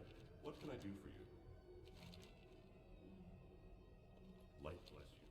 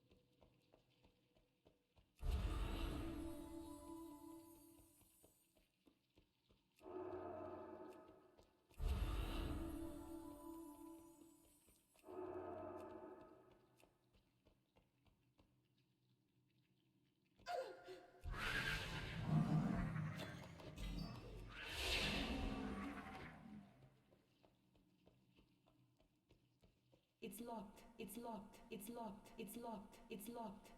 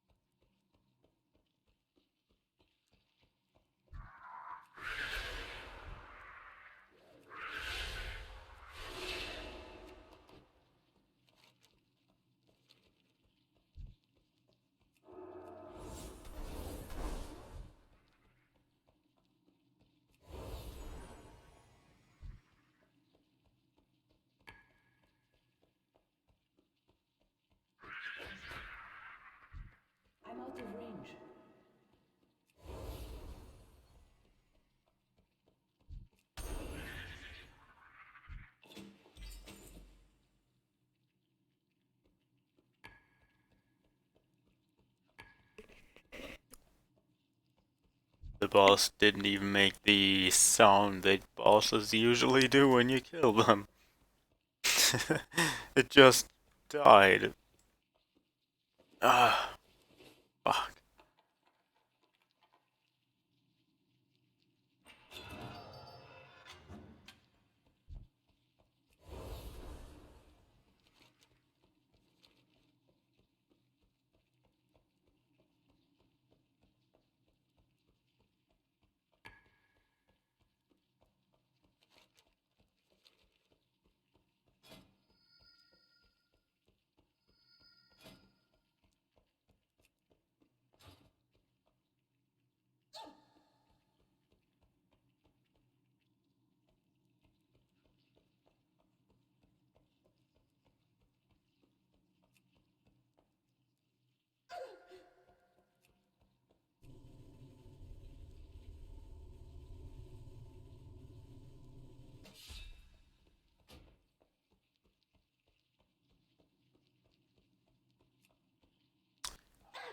Fuck.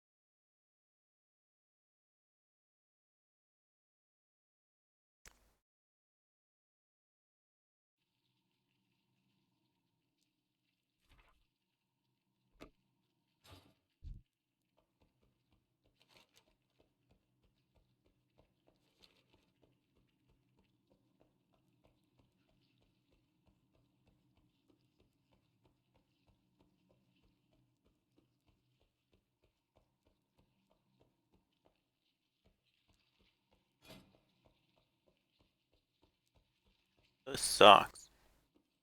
I know that Shadows used to have an ice spell. They have one of the Shadow skills dealt frost and dark damage. But I guess they removed it.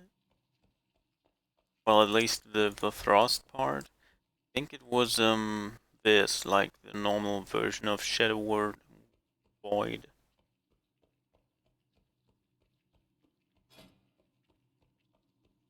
Yeah, it was. I think it was Mind Blast.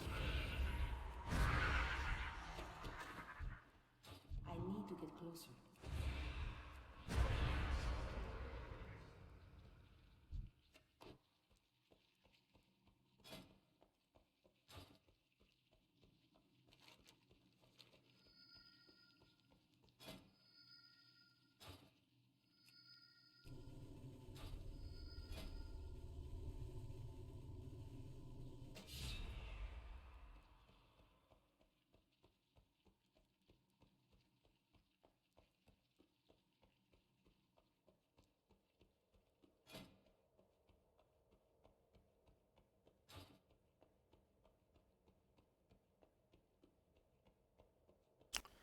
$376.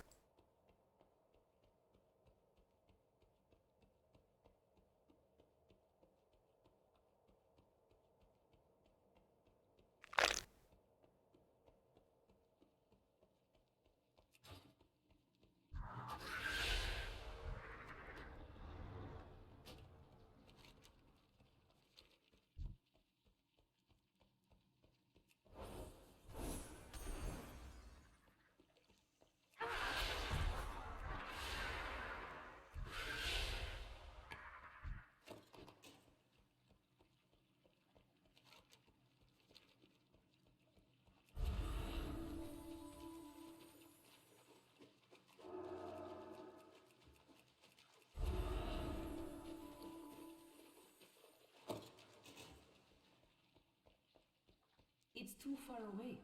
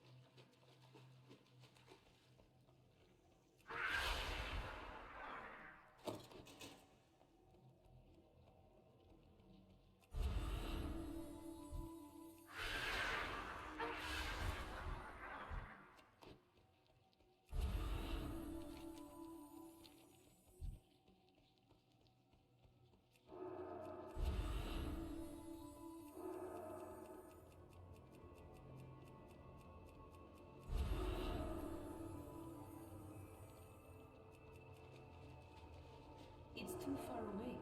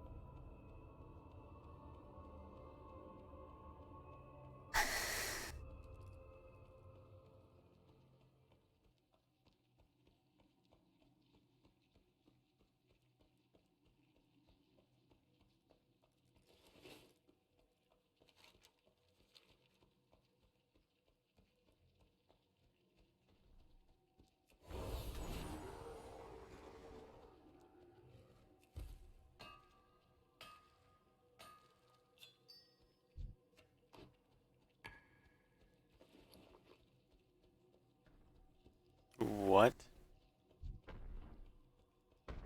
There's no chance that people buy this bullshit.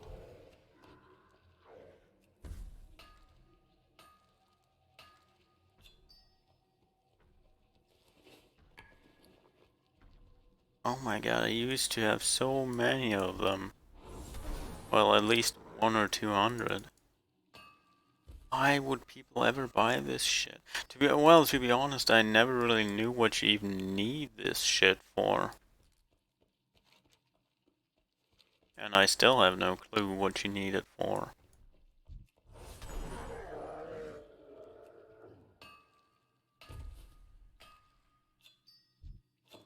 I can't carry any more of those. You probably need it for something.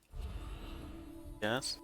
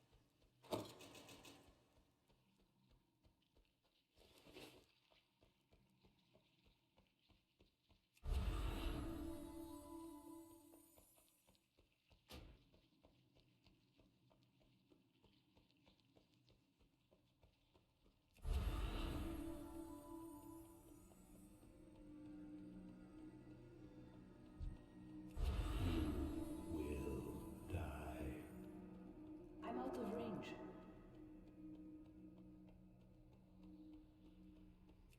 It's too late to turn away.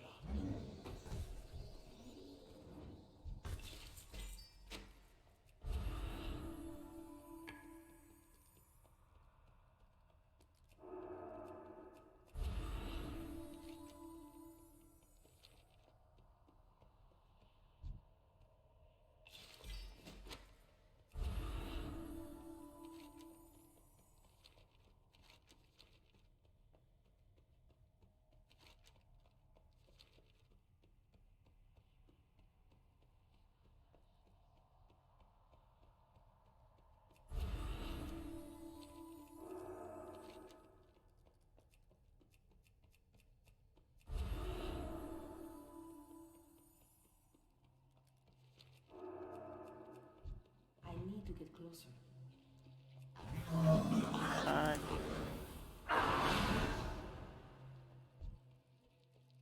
Stop that.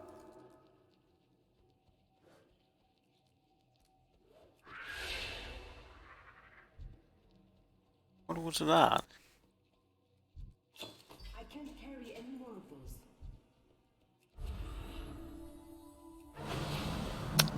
Stop it.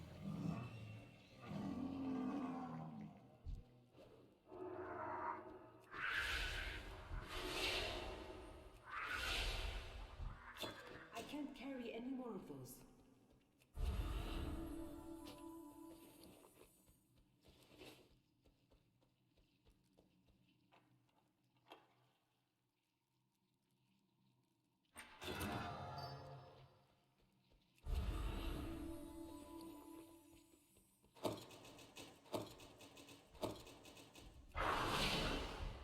I can't carry any more of those. I can't carry any more of those.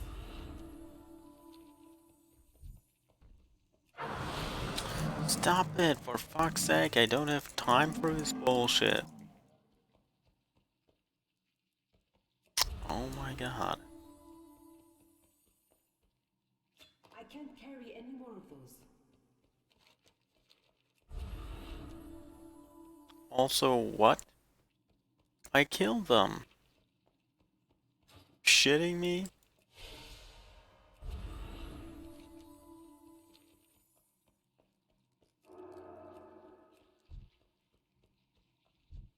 It's too far away.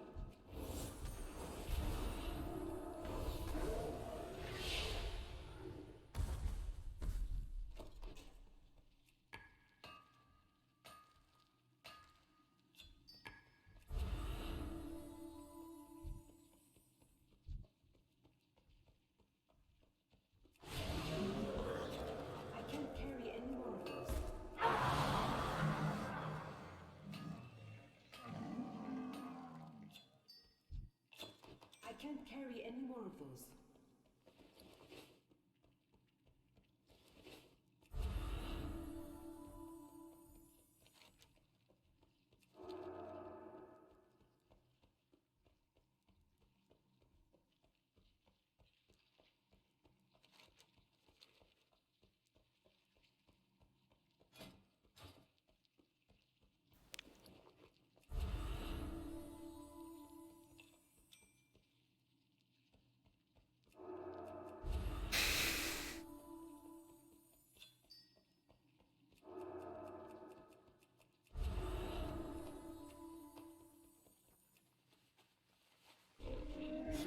I have many, many wares.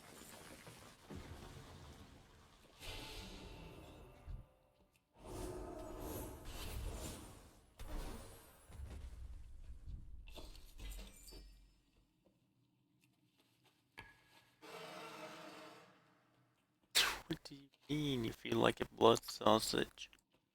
What?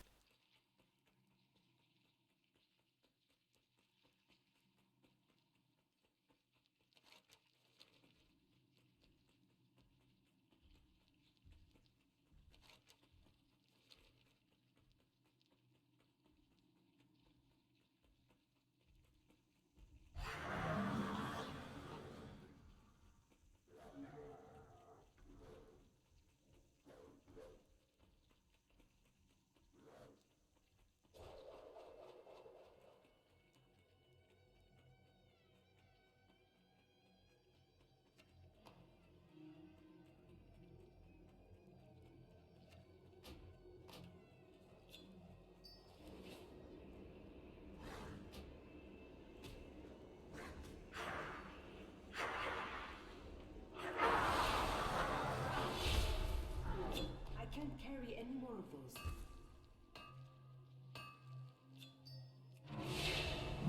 I can't carry any more of those.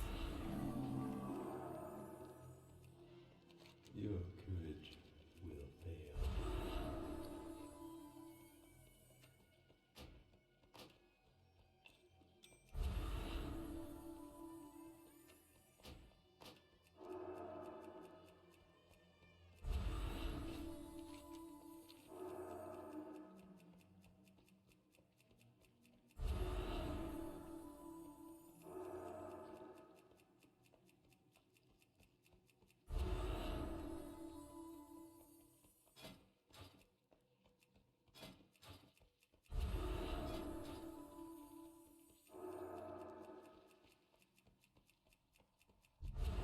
I need to get closer.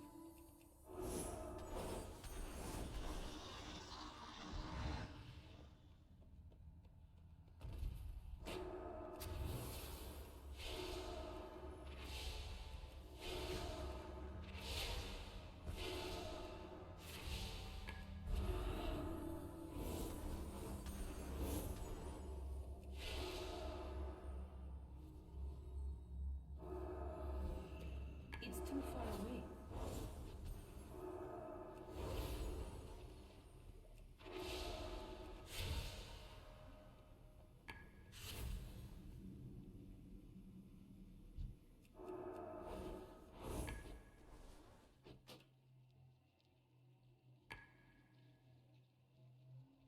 A warrior who trained the Zandalari royalty remains haunting this tomb. Put him to rest.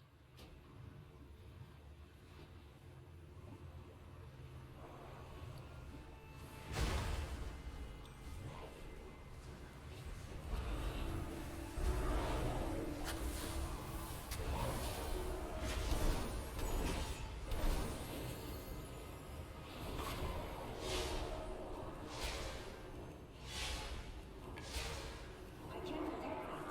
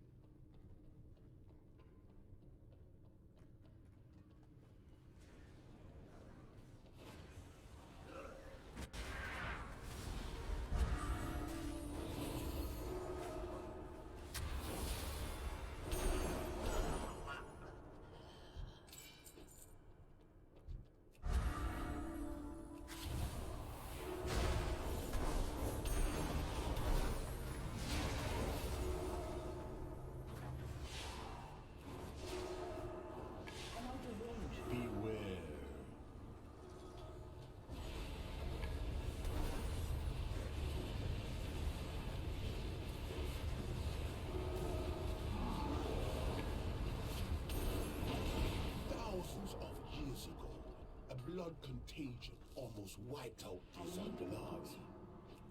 As the dead choked their tempers, golems were constructed to dispose of the diseased bodies.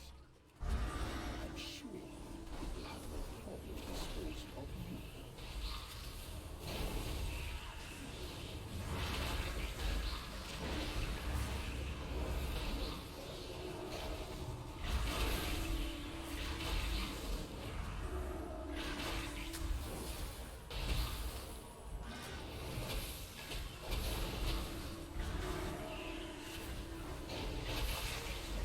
Fuck. Oh, shit.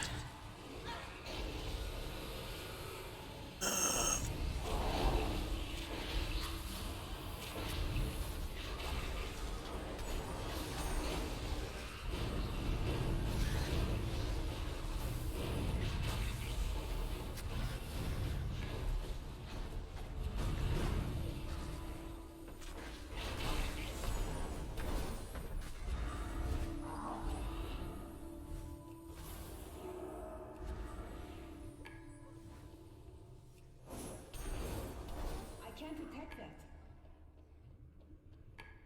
It's too far away. I need to get closer.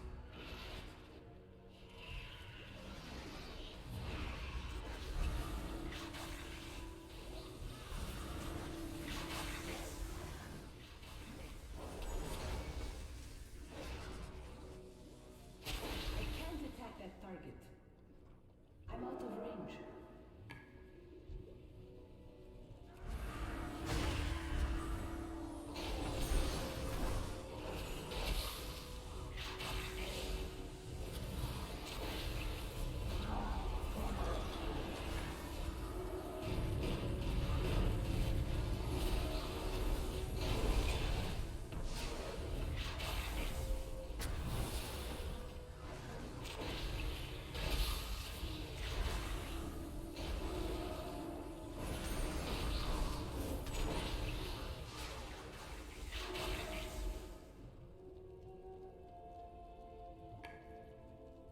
I need to get closer.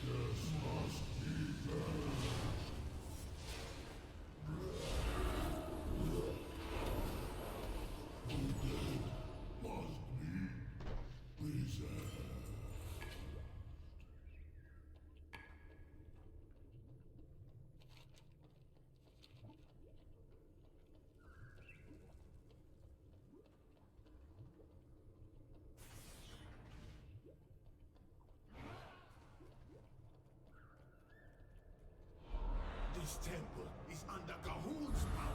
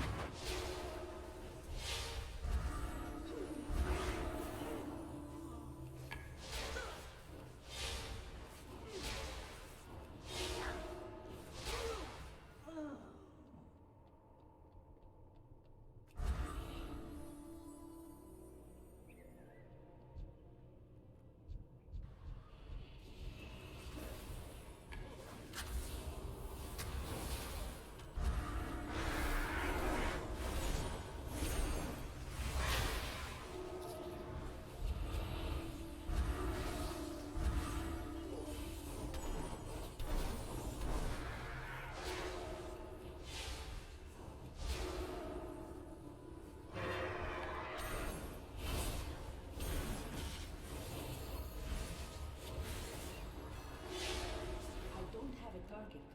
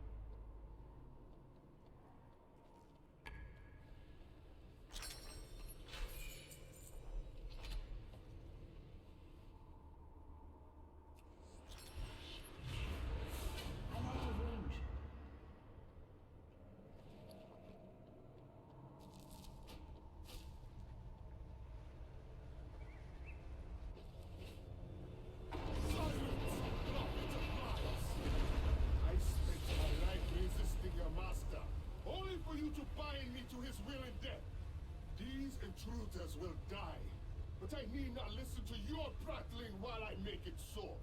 Complain all you like, my king, but you should have realized there was no escaping Gahoon.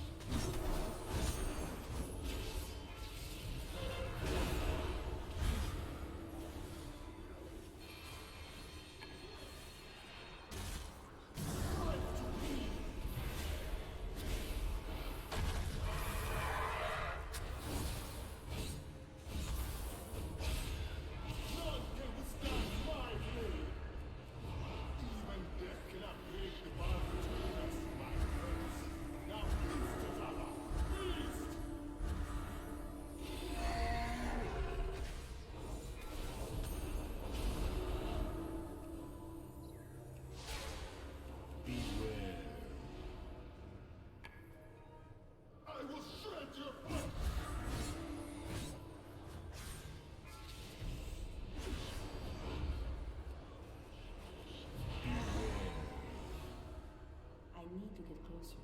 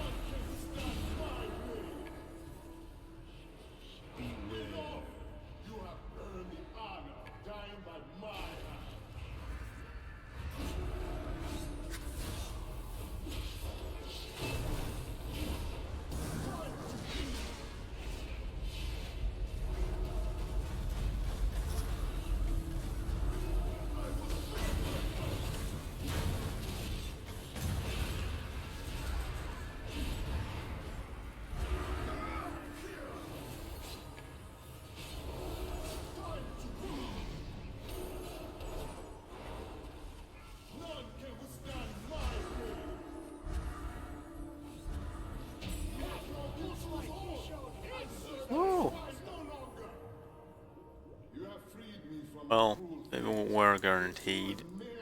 Oh, no surprise there. Even now, his master god is power. Zul will not rest until the Oh. world is in a blood god's grip. For the sake of Zandalar, and for your kingdoms as well, you must stop him.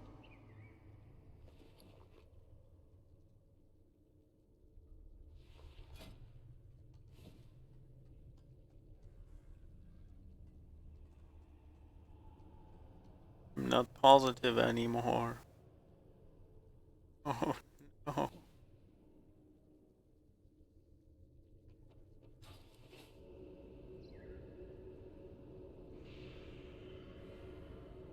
Also, yeah, I'm done for today. My stream is over. I'm going to sleep.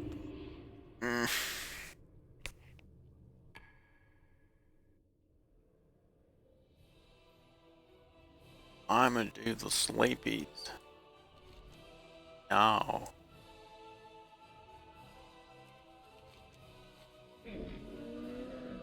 I have many. You like?